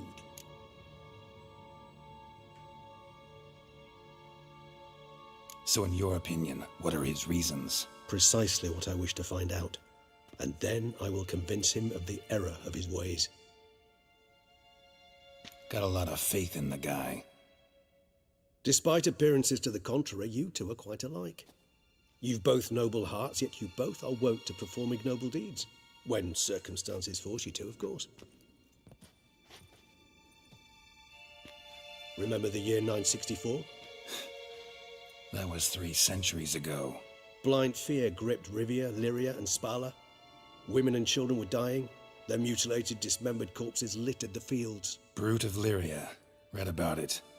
Chewed up almost 200, then fell to a common poacher supposedly armed with a dagger blessed by some prophet. It fell to Dettlaff, who then found a poacher asleep in the brush near his snares and dropped the fiend's corpse at his feet. And thus, a legend was born.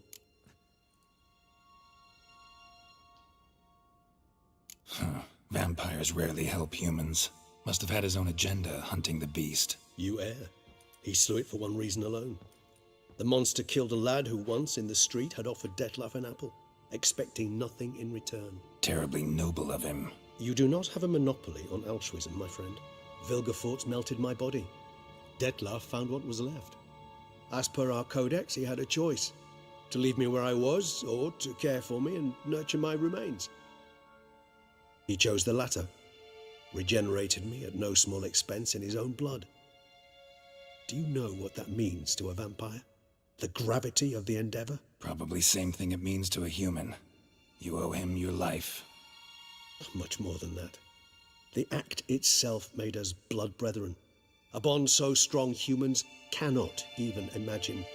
Which is why I know something ill is afoot. Always had an overdeveloped sense of empathy. Each vampire has a unique talent. One they hone over centuries. It's precisely what renders us so difficult to classify. Dettlaff's trump card is his herd instinct, his tribal propensity. In point of fact, he prefers the company of lesser vampires and shuns that of humans. If he walks among you, killing egregiously, it can only mean something's upset him, immensely. Anything specific? Some set of things that'd be likely to set him off? how should I say this? Dettlaff doesn't understand men, their world, its rules, its conventions. He's naive in a sense. He doesn't comprehend your games, knows not what it means to lie, deceive. Suggesting he's maladjusted and venting his rage. I'm suggesting maladjustment can at times breed conflict. But is it the case this time? I cannot say, but intend to find out. Gotta find him before something upsets him even more and all Beauclair is awash with blood. Well, we share a cause then, just like the old days. Not entirely. I mean, when I find him, you know. I know you've a contract on his head. Yet your true task is to stop the beast killing, not necessarily to kill the beast, am I right? All in all, sure. Let us find him. By the time we do, I hope I'll have convinced you Dettlaff is no monster. Fine, all right already. But for now, evidence is stacking up against him. Hear that? The posse. Knights must have tracked me here. I'd prefer they not find me here. I've makeshift quarters at Mère Lachaise Long Cemetery. We'll meet there. See you.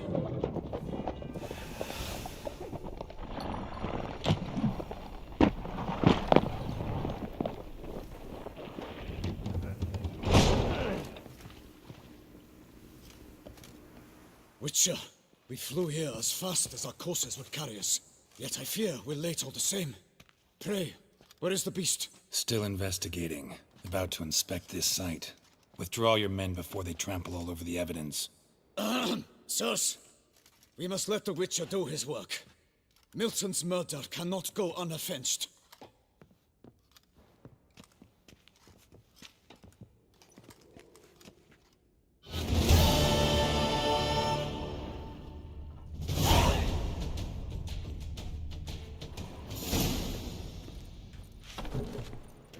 The Witcher to ply his trade. To lose one's good name. It is worse than death. Little guess as a champion. Sir! Sir! A letter for you, sir! Letter? Who from? Can't rightly say, sir. I was just to deliver it.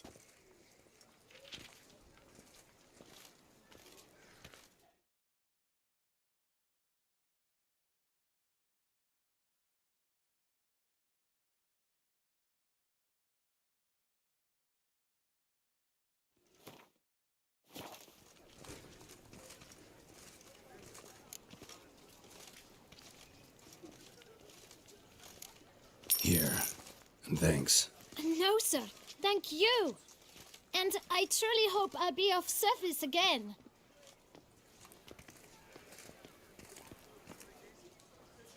Dearest. I suspect weighty affairs, rather than merely the wine festival, have drawn you to Toussaint. Perhaps you'll find time to probe a certain matter in spite of this. I recently came across the mention of one Professor Moreau, a scholar in Beauclair, who conducted research into Witcher mutations. Though the details are rather murky, as is the location of the scholar's laboratory, his journal could contain more information. It lies buried with him in his tomb. I enclose a map I found in the book I happened upon. Though less than completely legible, I trust it will prove useful nonetheless. I felt this matter could prove of some importance to you. Thus I dispatched this letter without delay. Whatever you decide, please take exceedingly good care of yourself. Your Yen. A professor who studied Witcher mutations. Might actually be worth looking into.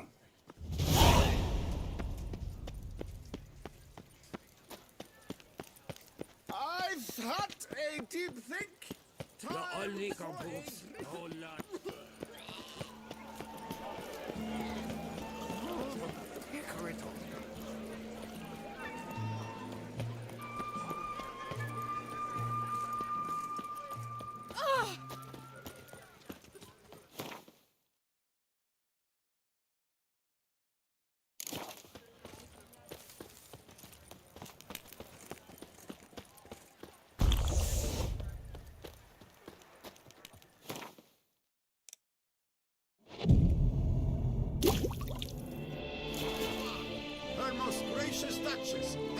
the Witcher to get at the root of these murders. They say a great deal about you.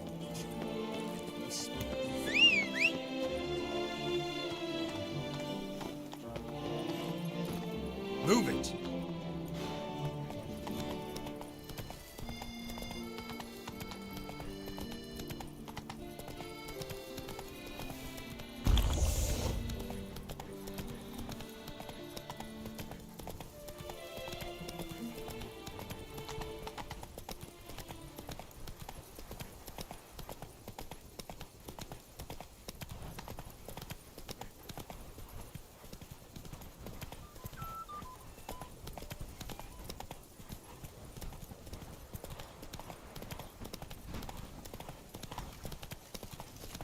Even a horse drops if you ride it.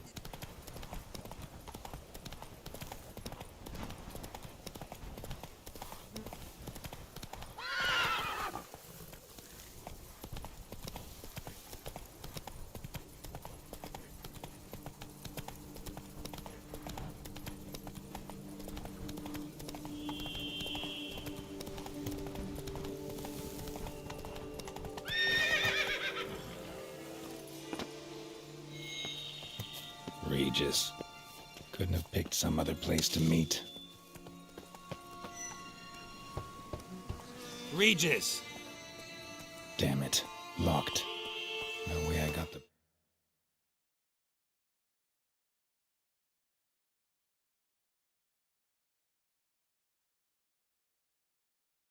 place wrong. This is it. Gotta be. Gotta be another way in around here.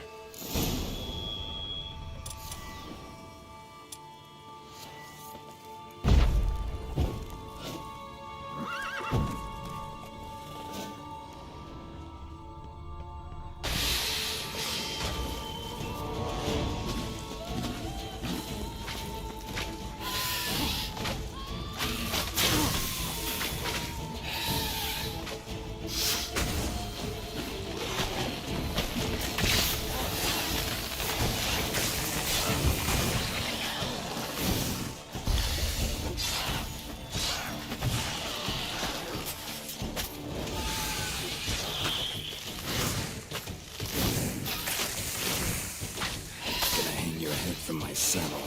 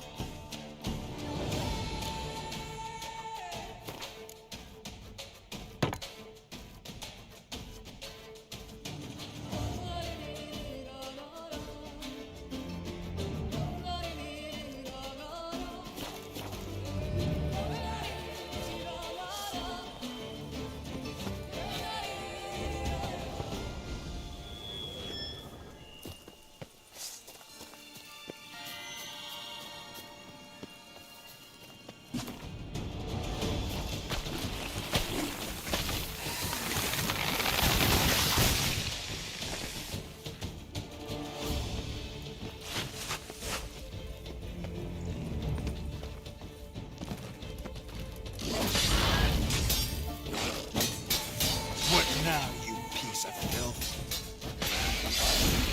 Peking wars. Victuals aplenty around here.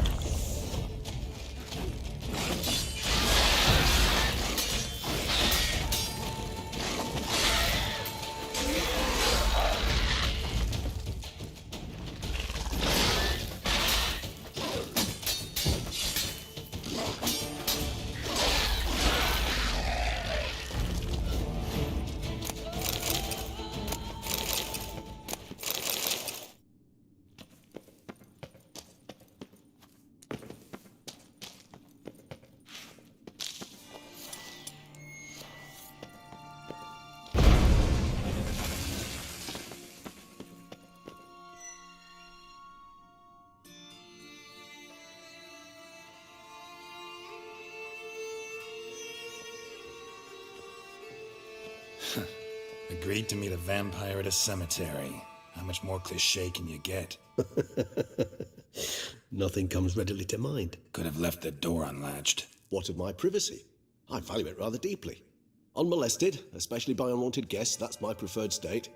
Besides, I knew you'd find a way to get in. True enough. Need to find your friend. I'm hoping you'll agree to help. I shall do whatever's in my power. Yet what you want or even need must matter little. What matters is what Dettlaff wants. If he does not wish to be found, you will not find him. Ever. End of story. Come on. Gotta be some way.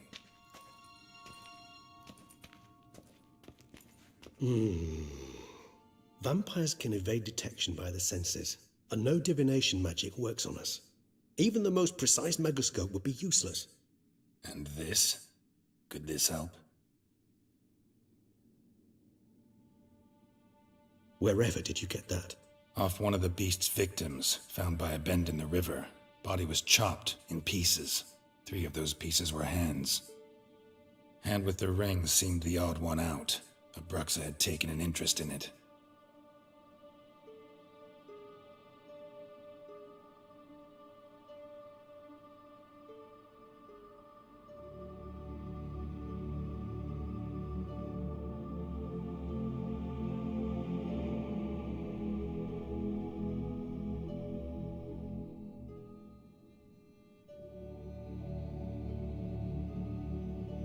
It's Dettlaff's hand, without a doubt. It will do splendidly.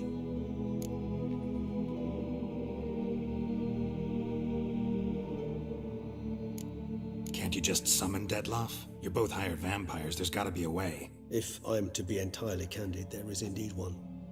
But believe me, we will be better off never availing ourselves of it. It is a last resort. Absolutely. Last resort? The hell? Why?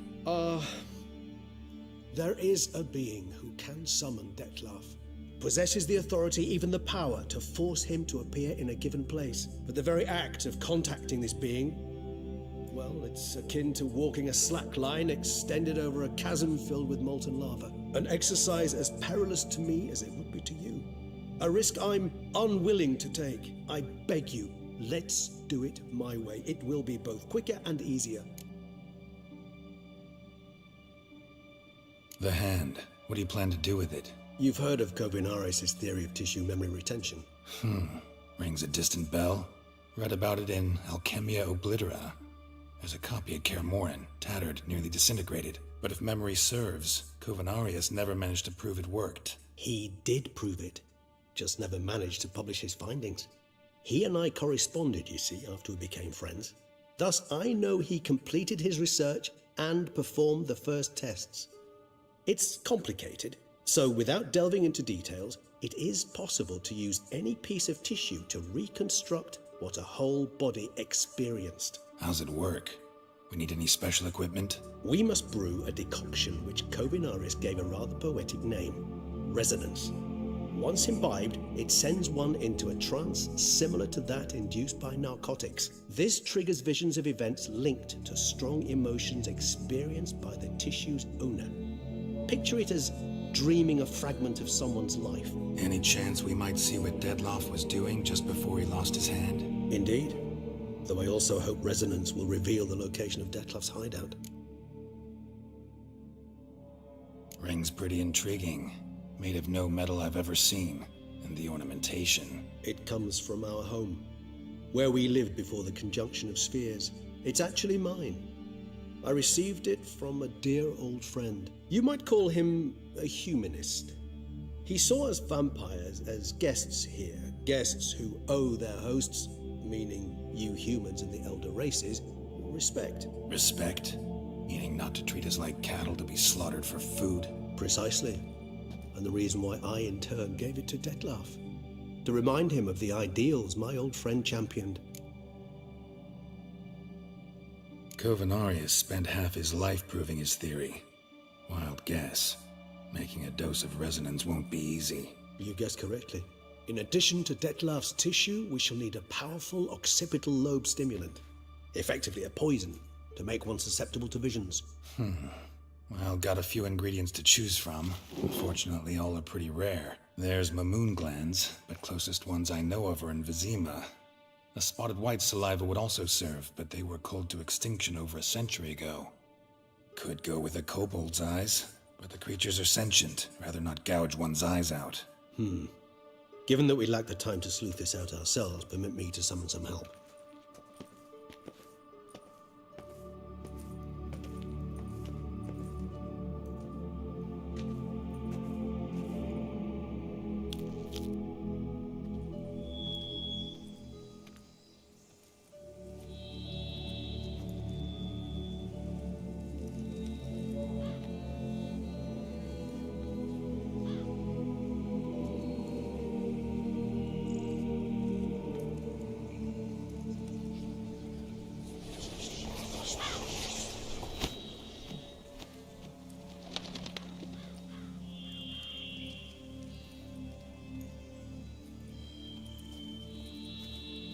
What was that? A raven? Rather a common sight at this latitude. Very intelligent fowl. I asked him to look for the creatures you mentioned. Him and his brethren. Perhaps they'll find one in the area, and I would hazard that a flock of ravens will spy any said creature faster than a solitary witcher would. With all due respect to your skills, my friend. It will take them some time, nonetheless, so perhaps you'd care for a snifter of mandrake. Rarely say no to a snifter. Sadly, this is but a weak infusion rather than a proper distillate. Even better. I remember your mandrake hooch. Made people say things they'd have rather kept to themselves. Now, what could Geralt of Rivia prefer to keep to himself?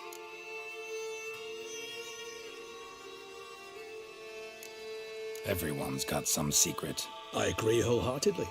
I also believe it wise at times to share one's secrets, unburden oneself to those one can trust. This your sophisticated way of asking me if I trust you?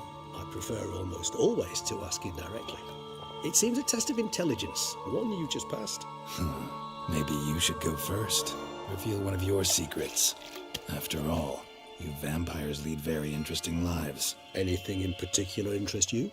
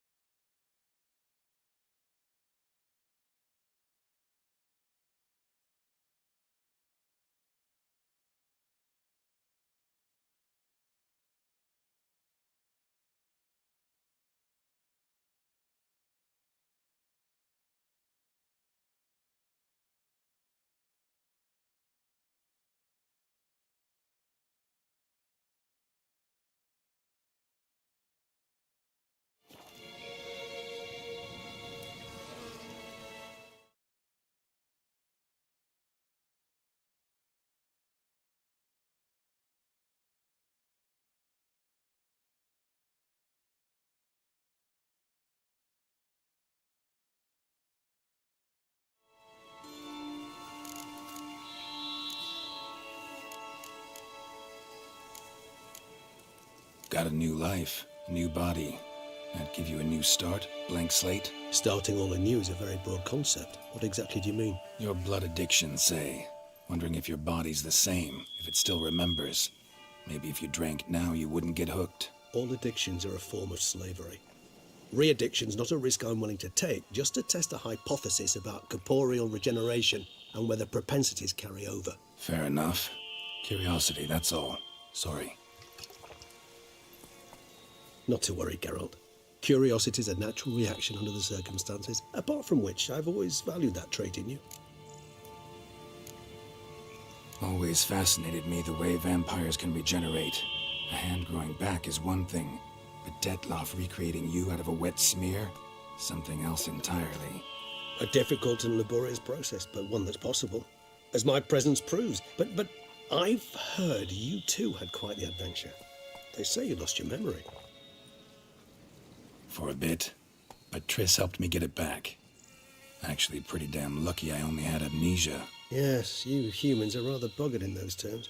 To strip you of life is, well, it's just plain easy. I've always pitied you in that regard. We vampires are much harder nuts to crack. If a member of another race kills one of us, we can be reborn with a living higher vampire's help. However, if one of our own strikes the deadly blow, death is permanent.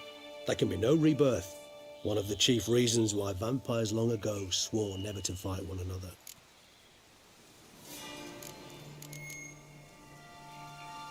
Gotta ask you the big question. One everyone wonders about. What happens after death? You wish me to tell you if the human belief in the gods is well founded? Well, that I do not know. We vampires differ exceedingly from you humans. Our matter, that of which we are composed, can exist without form. We require neither a heart, nor a brain, nor air to breathe. But were you dead? As humans understand death, yes. Feel anything? Understand anything? It's rather hard to explain. I felt something very unsettling. Something I cannot even name, for I did no reasoning. Only after rebirth did I begin to understand that what I had felt was cold and unimaginable fear. If not for Detlaff, I might have drowned in an eternity of icy terror. Can't have been alive then. Sheesh, experience like that must be vicious. Indeed, it's hard to compare to anything I know. Yet you are aware we don't see death as you do. The way you cling to life, we find it entirely peculiar. You are mortals, ergo it's a foregone conclusion. You will die. It's but a question of time. Thus, I often find myself wondering why you try so very hard. To die at 20 years, 40, even 100, what's the difference? They're all but the blink of an eye. Depends on your point of view. Man who's got 1,000,000 crowns to spend can't possibly understand one who's only got 20. Very true. One's outlook can indeed change much. Curious what you did after you were reborn. As I'm sure you can surmise, at first I was thoroughly absorbed with recovering. As it is, I've still not recovered completely. Yet I was so weak the first year that I could not stand nor move on my own. Detlaff bore my weakness bravely, showed great patience. If not for him, I wouldn't be here, and I'd have regenerated far slower. Once I could at last stand unassisted, I set off for Bruges, for my one-time home of Dillingen. There I led the peaceful life of a rural healer and surgeon, enjoying my neighbours' respect and, in fact, constituting the exact opposite of the monstrous vampire the populace imagines. Bruges, you say? Rebirth make you sentimental? Perhaps a dash. But what of you? Where have you been? Ever find your Cyrilla? Back then, yeah. But we parted again soon after. And when the time was ripe, she came back. Defeated the Wild Hunt together. Seems I certainly missed quite a bit while I was absent. True enough. But it's a conversation we'll have another time. Need to know more about you now. All right, give you one question. What do you want to know? One question to ask one as fascinating as you, Geralt. Cruel parsimony, I'd say, but I shall do my best to make it count. If you were to die and be reborn as I was, in your new life, would you choose to be a witcher?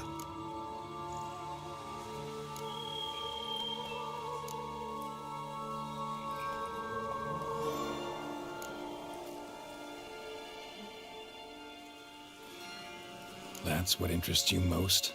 Whether I'd like to be a witcher again? Many things interest me, but we've not much time left. Please answer. Never chose to be a witcher. Fate chose for me.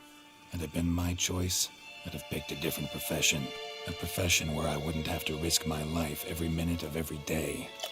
Maybe even one that had earned me some respect. Thank you for being honest. Honesty is an attribute of the truly brave, and thus a privilege of the very few. Still no sign of your winged friend. Sure it understood what you wanted? Dead certain. Let's wait a bit longer. It'll return soon, don't doubt that for a moment.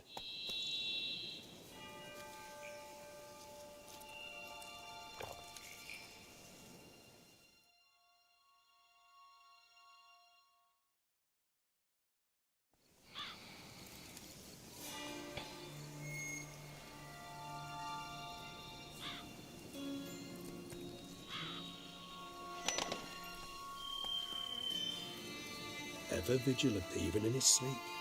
Quite vampire-like, in fact. Are you absolutely certain they don't administer a few of our genes during the trial of the grasses?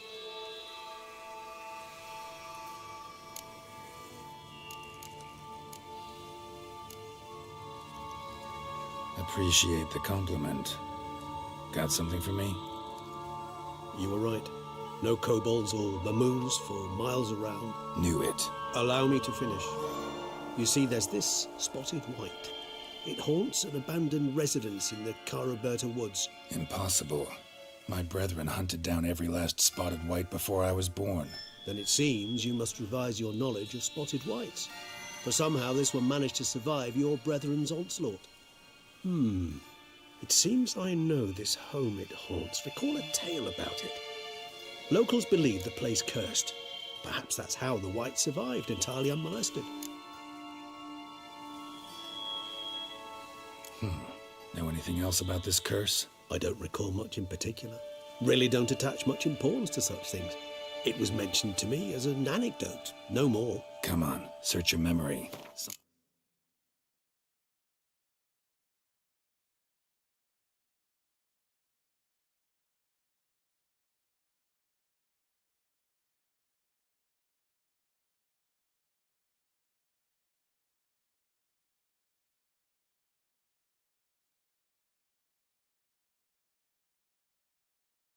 Anything could be important. I believe it had a relation to hunger, or, perhaps greed, rapacity. Someone was punished for something... Textbook definition of a curse, pretty much. Sorry, Geralt, I try not to clutter my mind with the details of every far-fetched tale I happen to hear. What are your thoughts? A specimen of a species thought long extinct, and a curse in one place. That a coincidence, or are they related? Ah, professional curiosity. Personally, I've nothing against you delving into this dilemma, but please remember we need the whites' saliva. Nothing beyond that. Whites rarely appear in the woods, even less likely to find them in abandoned human homes. They inhabit remote wildernesses, old abandoned cemeteries. What's your point? This might not be a spotted white after all. Your little helper might have made a mistake. I sincerely doubt it. Ravens are devilishly intelligent creatures, and they've highly developed observational skills. What exactly did they observe? The area around the estate. It's covered in spoons. Spoons? Spare me the skeptical smile. I'm but the bearer of this news. Or perhaps this spotted white is a hoarder. Or the spoons are somehow related to the curse. Let's do this. Start making your decoction while I go get some saliva from that white. Uses it in its brews. Do you imagine the white will simply sell you some? Worst case scenario, I'll bring you its salivary glands. They ought to do as well. For a moment there, I imagined you asking the white to spit into a vial. Quite amusing as a thought, but the salivary glands will do fine indeed. So, see you later. Yes, till later. I shall start by perusing some tomes. Tomes? Thought you were gonna make this decoction. We require one last ingredient. Alas, obtaining it could prove a trifle toilsome. Thus, I hope to identify a suitable alternative. All right. Good luck. And to you, my friend.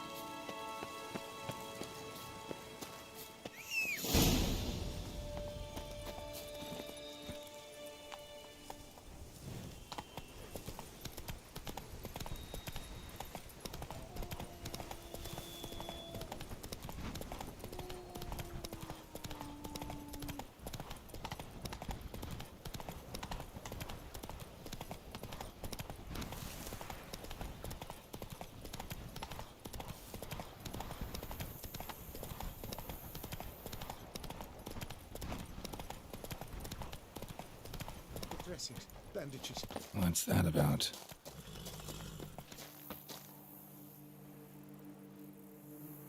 The dressings, bandages. Where did I put them? Forget it. Bandages won't do him any good. What? Oh, but he breathed still a moment ago. Mm-hmm. Breathed his last then. Bled to death. Legs broken. Femoral arteries ruptured. Wound like that, you're dead in minutes. Gods. What happened here exactly? I was rolling through, fully loaded, when I heard screams. This one crawled towards the road, then drooped to the ground, lost consciousness. I jumped down to help him, dress his wounds. Then you appeared.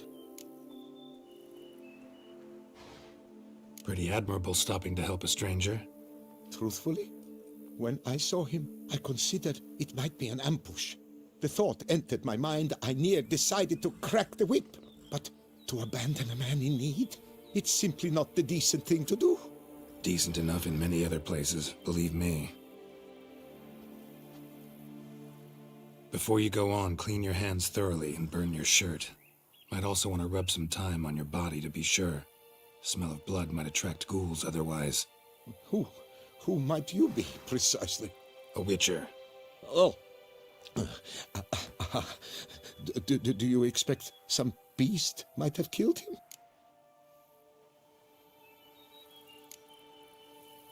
See what we have here. Legs broken, but cause of death's the wound. Small but deep, edges unfrayed. Either a thrust weapon or a thick claw. Maybe a wyvern's. Tough to say, and... breastplate's unusual. Dented. It's got a patina. An antiquity, I believe. I deal in these things, so... what's puzzling is... why did he done it? Not likely to learn that from him. Now to figure out where he came from. From that house, I'm assuming, but need to investigate. Got some work to do. So long. Wait, I will come with you.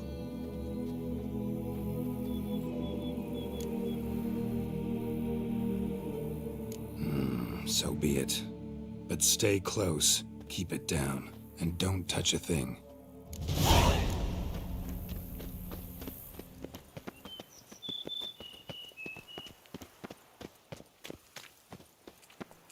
Gate's locked from the inside.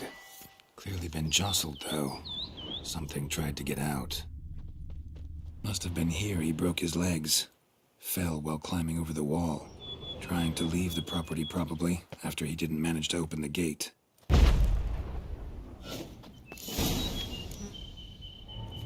Damn it. Good gods! Servant, stabbed to death. Over a dozen blows with a sharp object. Some post-mortem. I cannot believe this is the work of a man. It was a monster, to be sure. Torso punctured with great force. Blow pierced hardened steel. Man on the high road. Breastplate was identical. Ceremonial bowls. For little sacrifices. Of what? Please, do not say humans. Throats massacred. One mighty blow. Shield along sides old and dented. Sword ceremonial. And Shay handiwork clearly.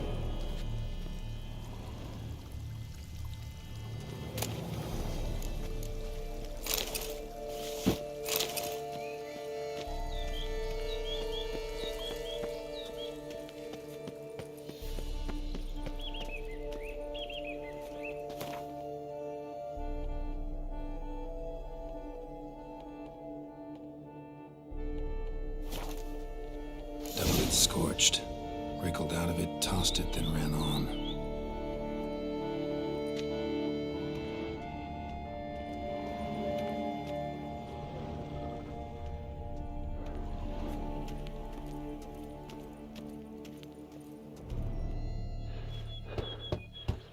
Perhaps there's no one inside after... I know you're in there. Breathing's loud and clear. Open up. We mean you no harm.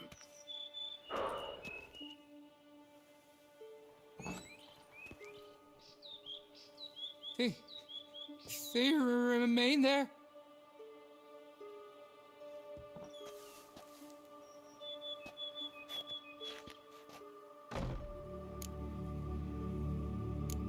Listen, I'm a witcher. I'm here to help you. But if that's gonna happen, you gotta answer some questions first. You mentioned them. Who do you mean? Those, I don't know what they were. Spirits. It all occurred of a sudden. We were staging a scene, the event of paying homage. There was a flash of light that blinded me completely. I heard cries, though saw nothing. Then felt my own robes were in flames. I broke and ran, threw off my doublet, leapt in here and shut and locked the door behind me. They pounded on the door. I thought they would get through. I thought I was done for, but in the end, it grew calm. Who are you exactly? Durant Faucher Plamondon de Savaran, Lord of these lands, and Chairman of the Society of Friends of the History of Toussaint. We meet here annually to mark the anniversary of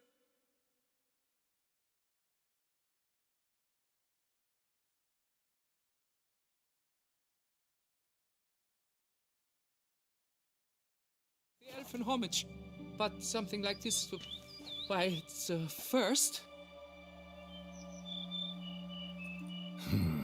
So while reenacting a scene from the past, somehow...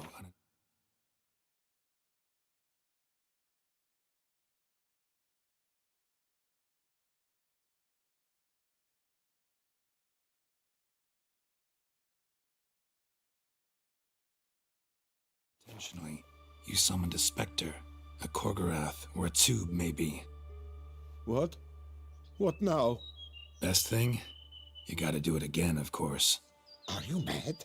Would you have this thing kill us? No, don't want it to kill anyone. Precisely why I gotta do my job. Summon it again, whatever it is, and tend to it once and for all. Durand, think I can reenact the pledge? The giving of homage, alone? It was a great, momentous event. The surrender of Toussaint's last elfin king.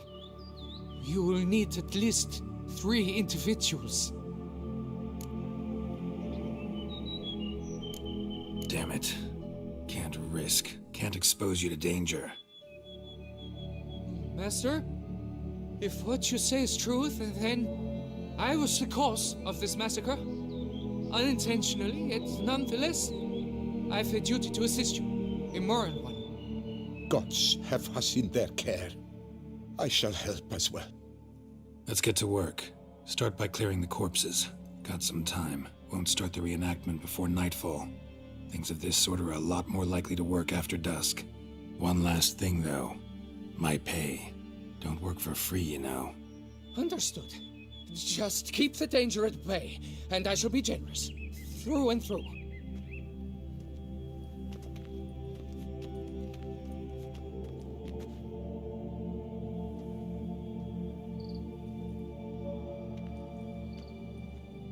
I will stand, or rather, sit in for King Ludovic upon the elfin throne, while you, Witcher, will play the Enche ruler, who we must don the costumes. All must be just right.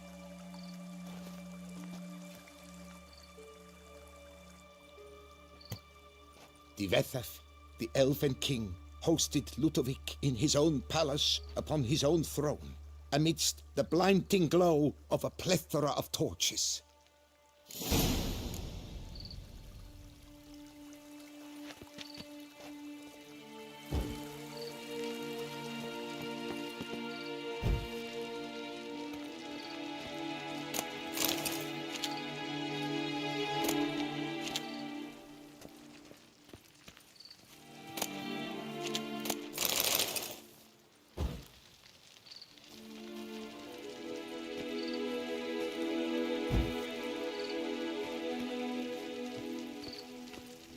Don't interrupt.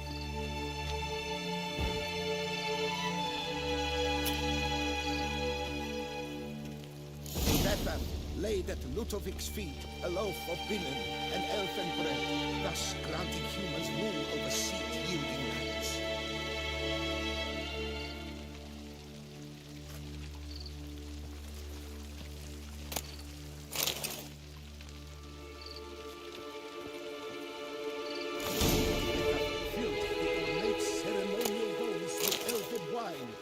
Gwinoet, the sweetest blood of the land that has been torn from you. Long last, the elfin king grasped his sword and shield, thus symbolically passing command of his armies to humans.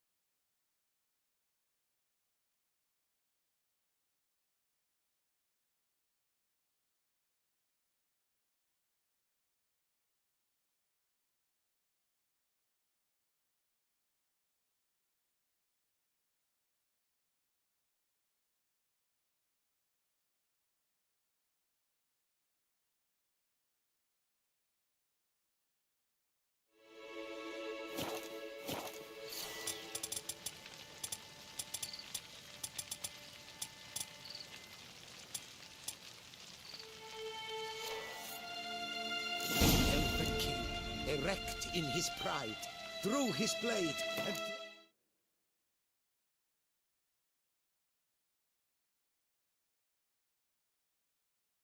to his knees, thus acknowledging his final defeat.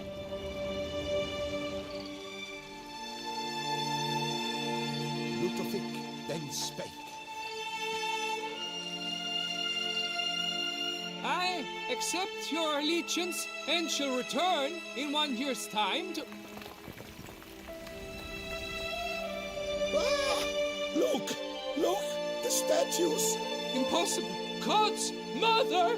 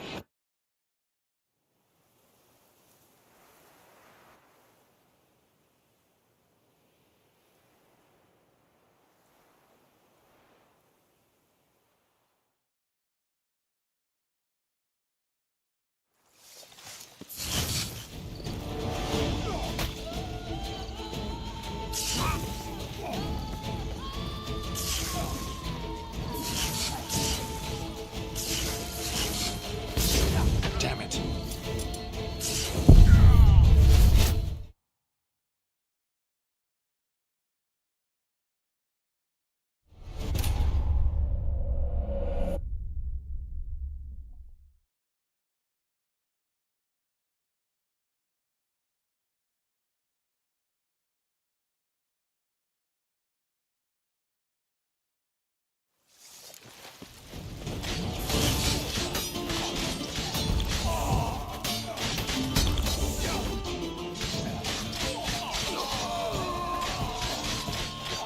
Shut up and fight.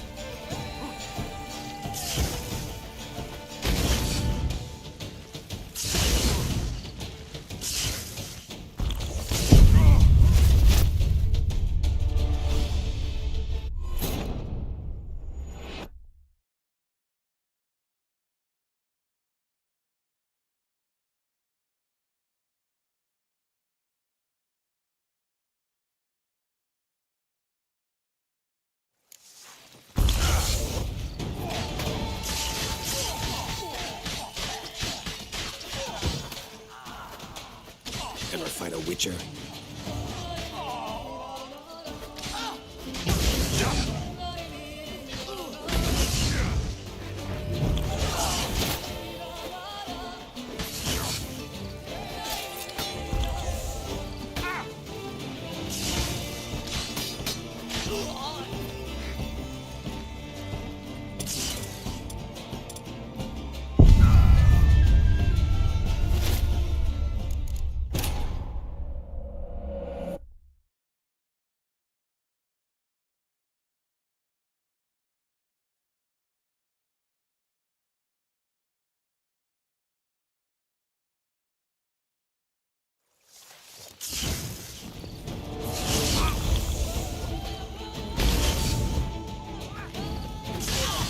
time to end this.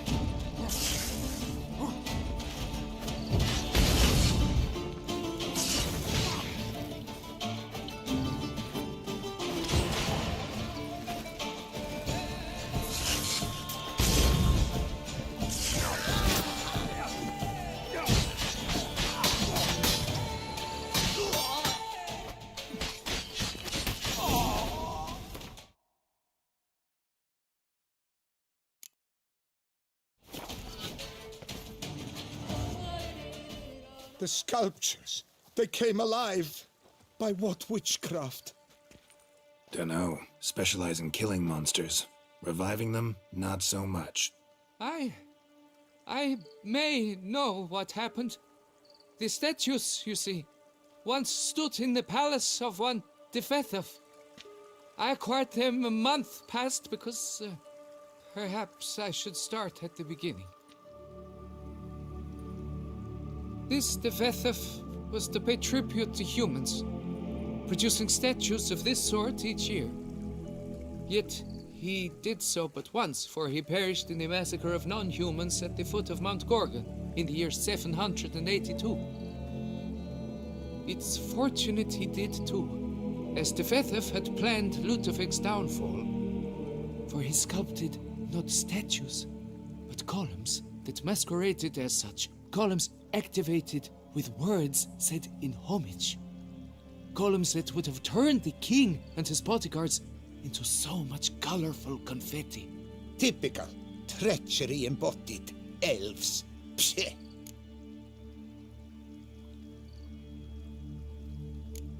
Beast's dead. Path awaits. High time I was on my way. Hold, master. Please, take this. A safe journey to you, Witcher.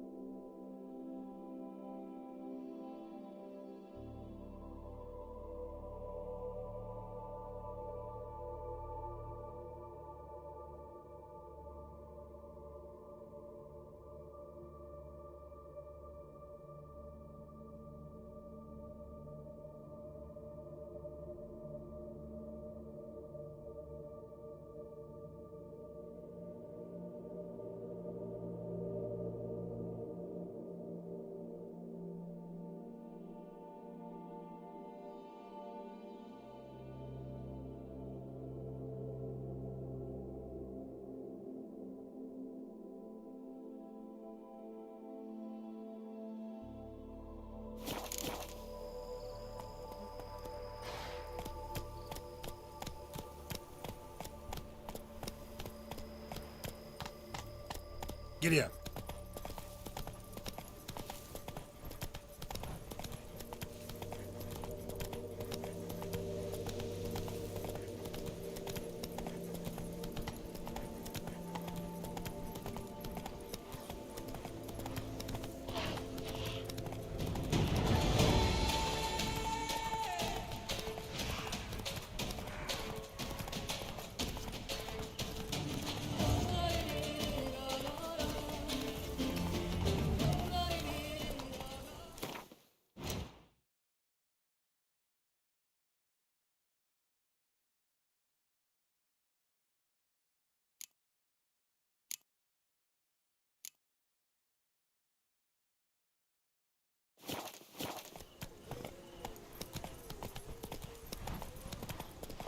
Bar guests. Never a good omen.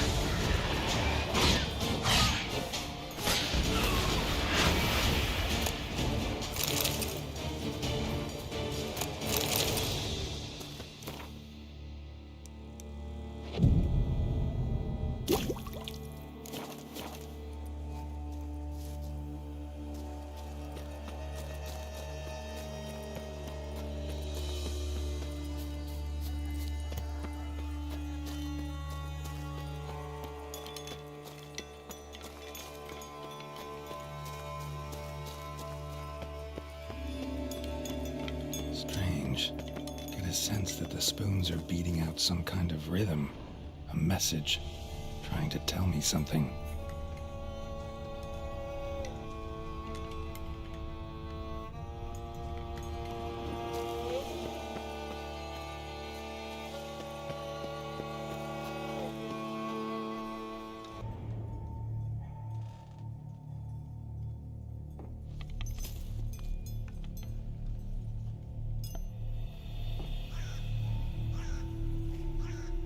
None shall sit and dine with you at your table. No spoon you have shall sate you. Never again shall you wish to spy your reflection in the mirror. Sounds like a curse, all right.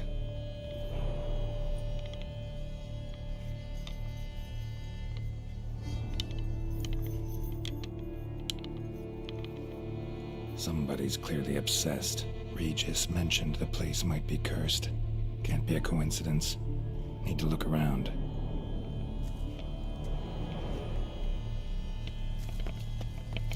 Pigsty. Need to search it thoroughly. Find a way to collect some white saliva.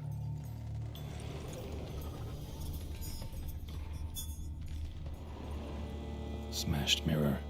As if someone couldn't stand to look at themselves.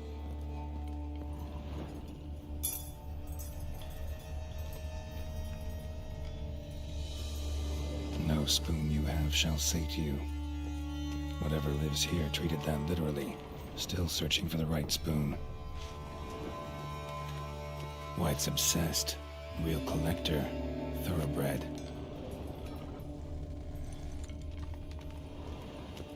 Spoon. Pretty ordinary. Maybe a little old. Skeletons. Doubt they came here willingly. This have anything to do with the curse? None shall sit and dine with you at your table. But it makes sense. None shall sit and dine with you at your table. No spoon you have shall sate you. Never again shall you wish to spy your reflection in the mirror. No claw or fang marks. Probably choked to death. Right arm bit right off. Teeth all knocked out. Somebody tried to force feed him. Broken neck. Indentation in the skull's lateral surface. Smacked in the head with something heavy. Woman's name scratched into this wooden spoon. Romantic.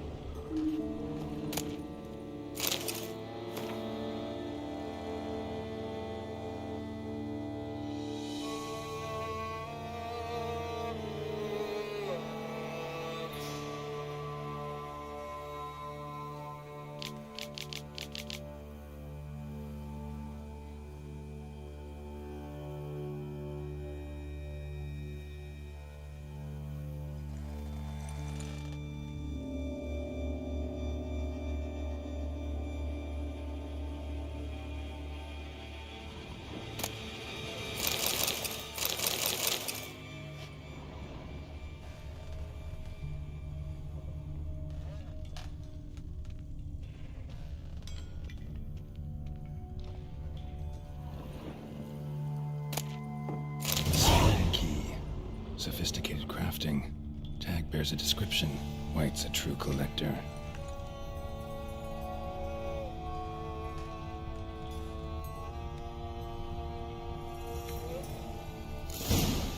Actually does seem like a White's lair. Bit atypical, but still. Cauldron should be somewhere around here. Another spoon. Yep, just as normal as the last one. White's obsessed. A real collector. Thoroughbred.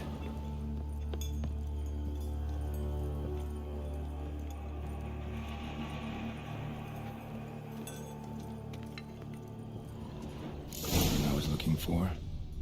White's not particularly tidy. Spoon. Pretty ordinary. Maybe a little old. Table set. White who lives here is getting ready for some sort of feast. White that lives here, definitely afflicted by a curse, and it's been trying desperately to lift it. Spoon. Yep, just as normal as the last one. Cauldron's empty, unfortunately. We just need some brew. I'm afraid he won't get that. No choice but to hide and wait for the saliva glands. And their bearer. Need a spot that'll let me observe the cauldron.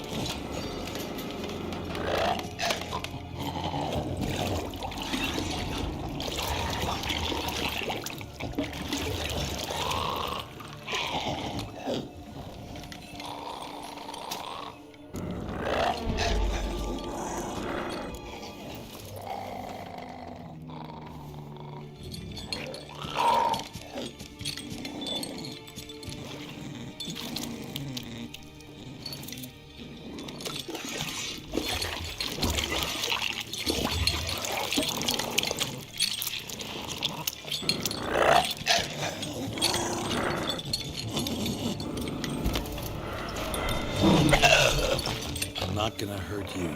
Wanna help? I've seen the words of the curse on the walls. Think I know how to lift it.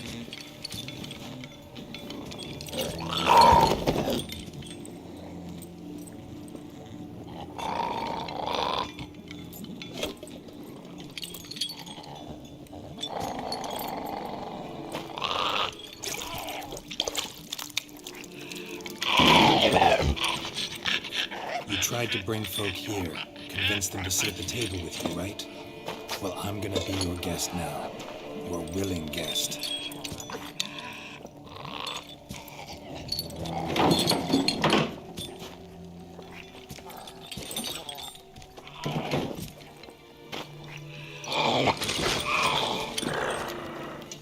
Just need a bit for Regis. And now we'll tend to you.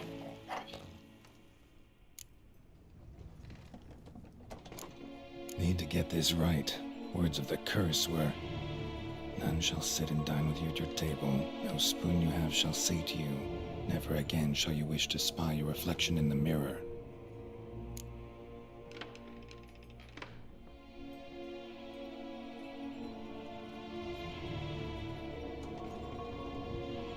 Been searching for the right spoon for years, right? The curses can be tricky.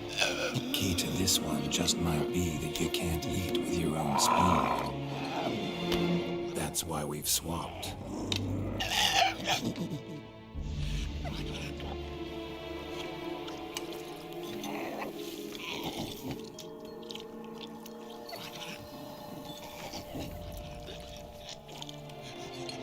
This isn't right. I missed something? Listen, gonna stand up real slow. Gotta search the house again. Sit tight, I'll be right back. Calm down.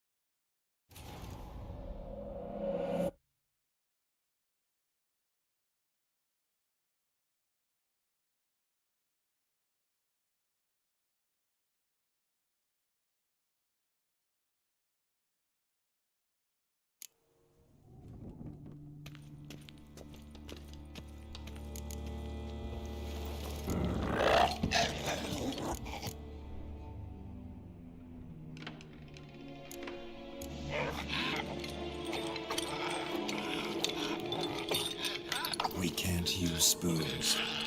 No, that won't work. You've been looking for a spoon that would feed you, but there's no such spoon. We need to eat without spoons.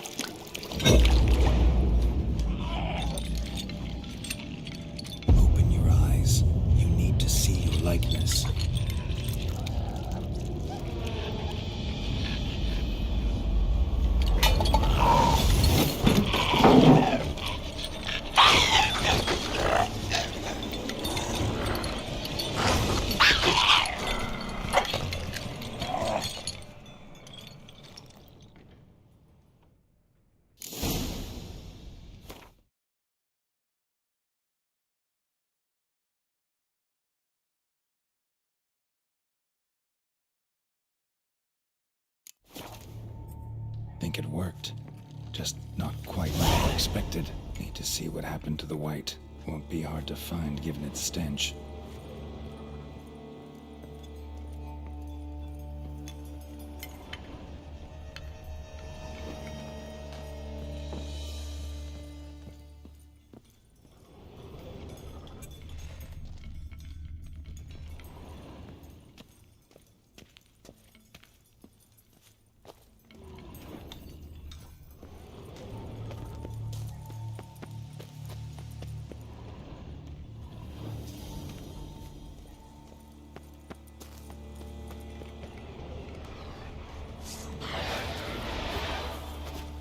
I like that silver.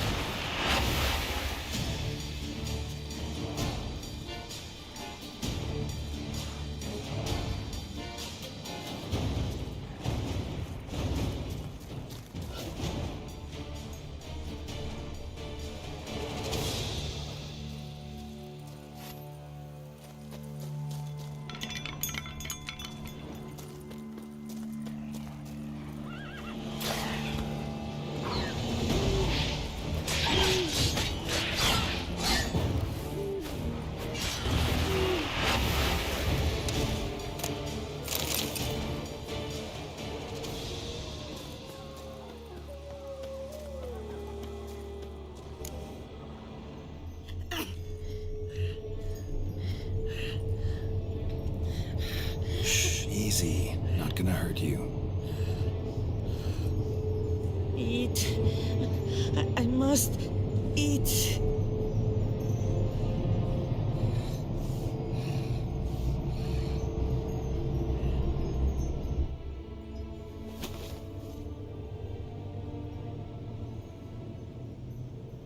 I'll take you someplace safe.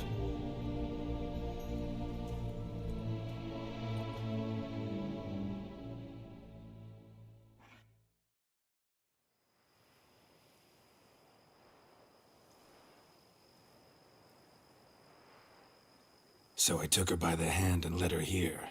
Seemed the only sensible place for her. You did the right thing, sir. She should recover quickly here. I'm deeply pleased finally to make your acquaintance, sir, though I do regret the specific circumstances. In all the commotion, I fear I neglected to introduce myself. I'm Barnabas Basilfolti, and by order of the Duchess, I am to serve as your major domo at Corvo Bianco. Nice to meet you, Barnabas Basil. Love to talk more, but got urgent matters to attend to. While I'm gone, please make sure she gets everything she needs. Don't worry, sir. I shall see to everything. She is safe here and in good hands. She'll soon be back on her feet. Might actually take a while. She hadn't eaten anything in over 100 years when I found her. Horrid. Whatever brought this about? Told me her story on the way here. Her name's Marlena. She was once the very beautiful and proud heiress to the Trastamara estate. One evening, when she was holding a banquet for friends, a beggar came to her gate seeking alms. He had a bowl and a spoon with him. He sat outside her fence and waited. I've heard of the custom. An ancient rite of hospitality that obliges one to give food and drink to such a guest lest he depart hungry. To neglect the custom is to bring great misfortune down upon oneself. Marlena didn't care a whit for the old customs. She drove the man off, saying she'd rather feed the leftovers from her feast to her dogs than to give the beggar anything. The beggar then broke his spoon, cast a curse. She was beautiful, so he said she'd never wish to look at herself in the mirror again. Since she adored feasts, he swore no one would ever wish to sit and dine with her. And as she even refused him the crumbs from her table, he swore she'd never find a spoon in the world that would sate her hunger. A harsh punishment. I imagine lifting the curse was hardly simple. Curses are tricky. They play on irony. Always gotta figure out what the catch is. Marlena had spent decades looking for a way to lift it. Transformed into a wight, she stole spoons and lured folk into her home, trying each time to get them to dine with her. Didn't work. So what did? Someone had to sit down and share a meal with her, of their own free will. They had to eat without using spoons, and make her look at her reflection. That's it?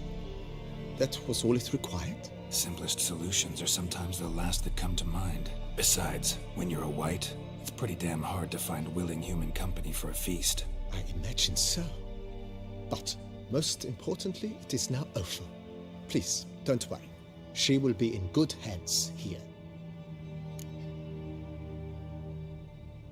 Vineyard comes across as a place with a rich history. Know who owned it before me? Baron Rossel, who went bankrupt, forcing him to sell the estate to the Duchess. The Baron, in turn, had purchased it from Monsieur Bolius of the Headsman, a truly colorful man of Kedweni origin. He was actually a headsman? No, not him, but his great-great-great-great-grandfather. Indeed.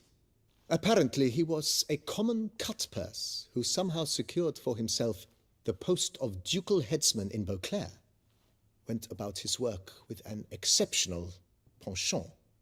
They say he chopped off more heads than there are grapevines in the ducal vineyards. He never hesitated, not once. Never sliced unevenly, never botched a job. For his exemplary service, the Duke granted him a title and this estate. Monsieur Bolius, on the other hand, was an engineer in his younger years. Once retired, he settled here and took to producing wine. Sadly, misfortune struck, and he lost his sense first of smell, then of taste. Additionally, he could not drink alcohol. His medic forbade it. Shame that. He gave up making wine? Not at all. He made even more of it. Began throwing wild balls to which he'd invite friends from far and wide in order to treat them to his wine. Mine? Not in the least.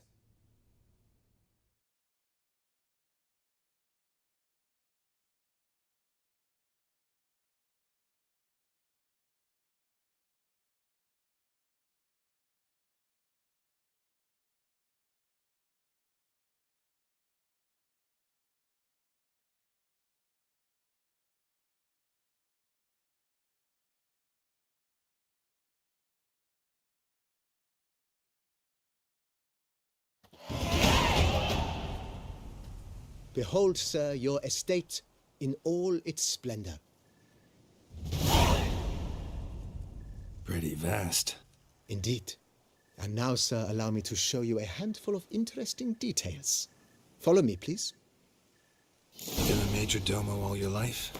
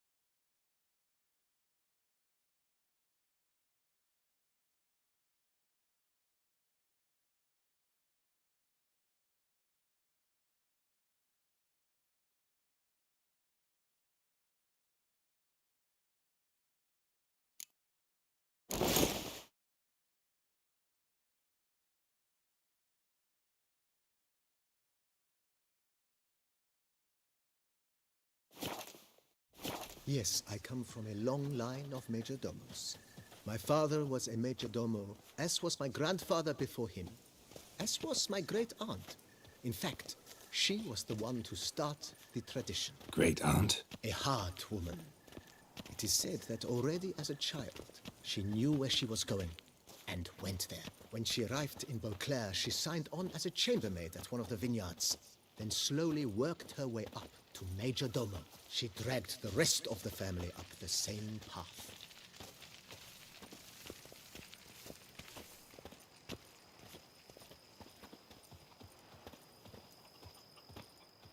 The servants' quarters. I occupy the green home.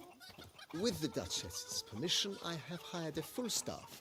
Their salaries to be paid from the ducal treasury. Nice of her. Not the most sightly part of the estate, I admit.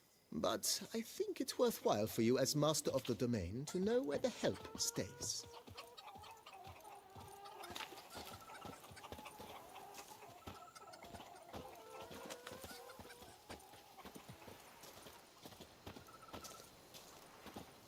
Baron Rossel ordered the vines in this part of the estate uprooted and olive groves planted in their place. They look beautiful, especially come spring. Don't look at all bad now, either.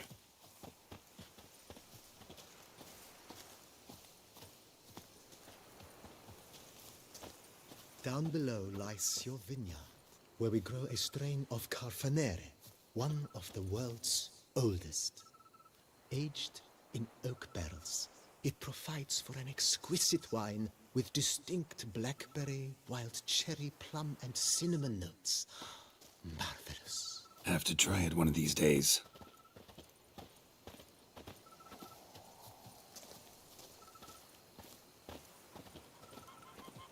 Nice well. Picturesque. Yes, though it ran dry long ago. During the raucous feasts Master Bolius held, he would order it filled with wine. There's a tale about a guest attending a Bolius ball for the first time and thus unaware of the custom. He had suffered great heartbreak and had decided to end his life by jumping into the well. The festivities were coming to a close, and the well was nearly empty when the suicidal guest finally jumped. Instead of killing himself, he merely broke his legs. To numb the pain, he drank the wine. Drank himself to death? Not at all. When found the next day, he had concluded he'd witnessed twin miracles. The water had been changed into wine, and he had survived. He retired to a monastery in the Dragon Mountains and began preaching the wisdoms of Lebioda.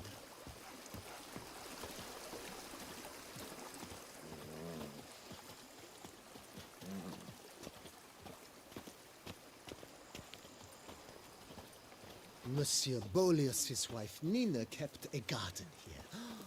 A supremely lovely place it was. Bit neglected now. I agree.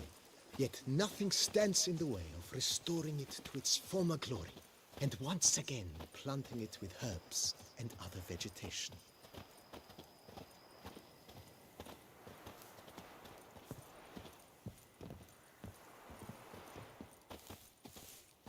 Madame Nina planted diminutive, delicate flowers and herbs here. One might say their aroma still hangs in the air. You're quite the romantic, Barnabas Basil.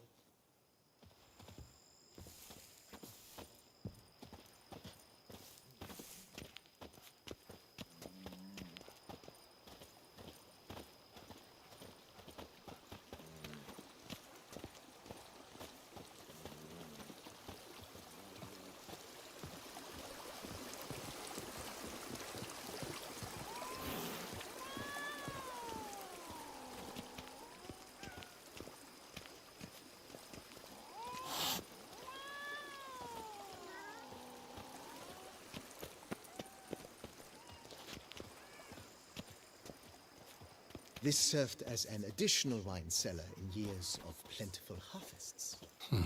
Bit of work and it'll make a fine stable for Roach.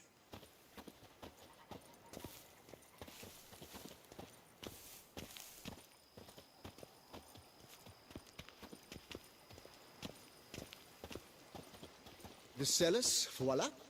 During Monsieur Bolis's time, wine was kept here, but Baron Rossel used it to store olive oil as well.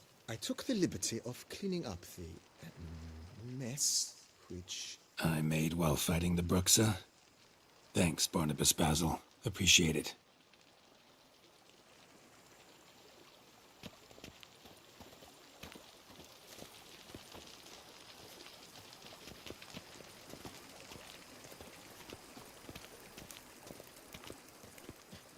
As you can see, the facade is, how to put it, slightly stained. But one cannot deny it, a certain subtle southern charm. True, though it could use a bit of subtle paint.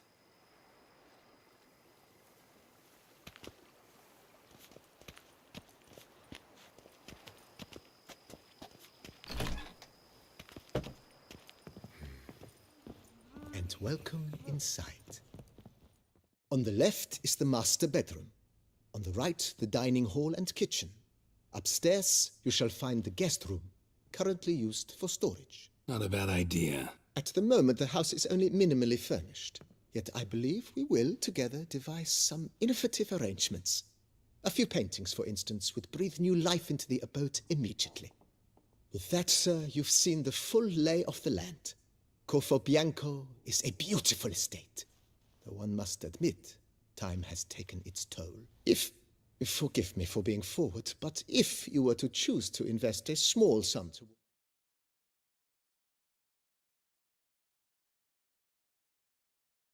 its beautification, consider me at your service on the matter. Think I'll take you up on that. Be sure to come and see you if I decide to do any remodeling. Thanks.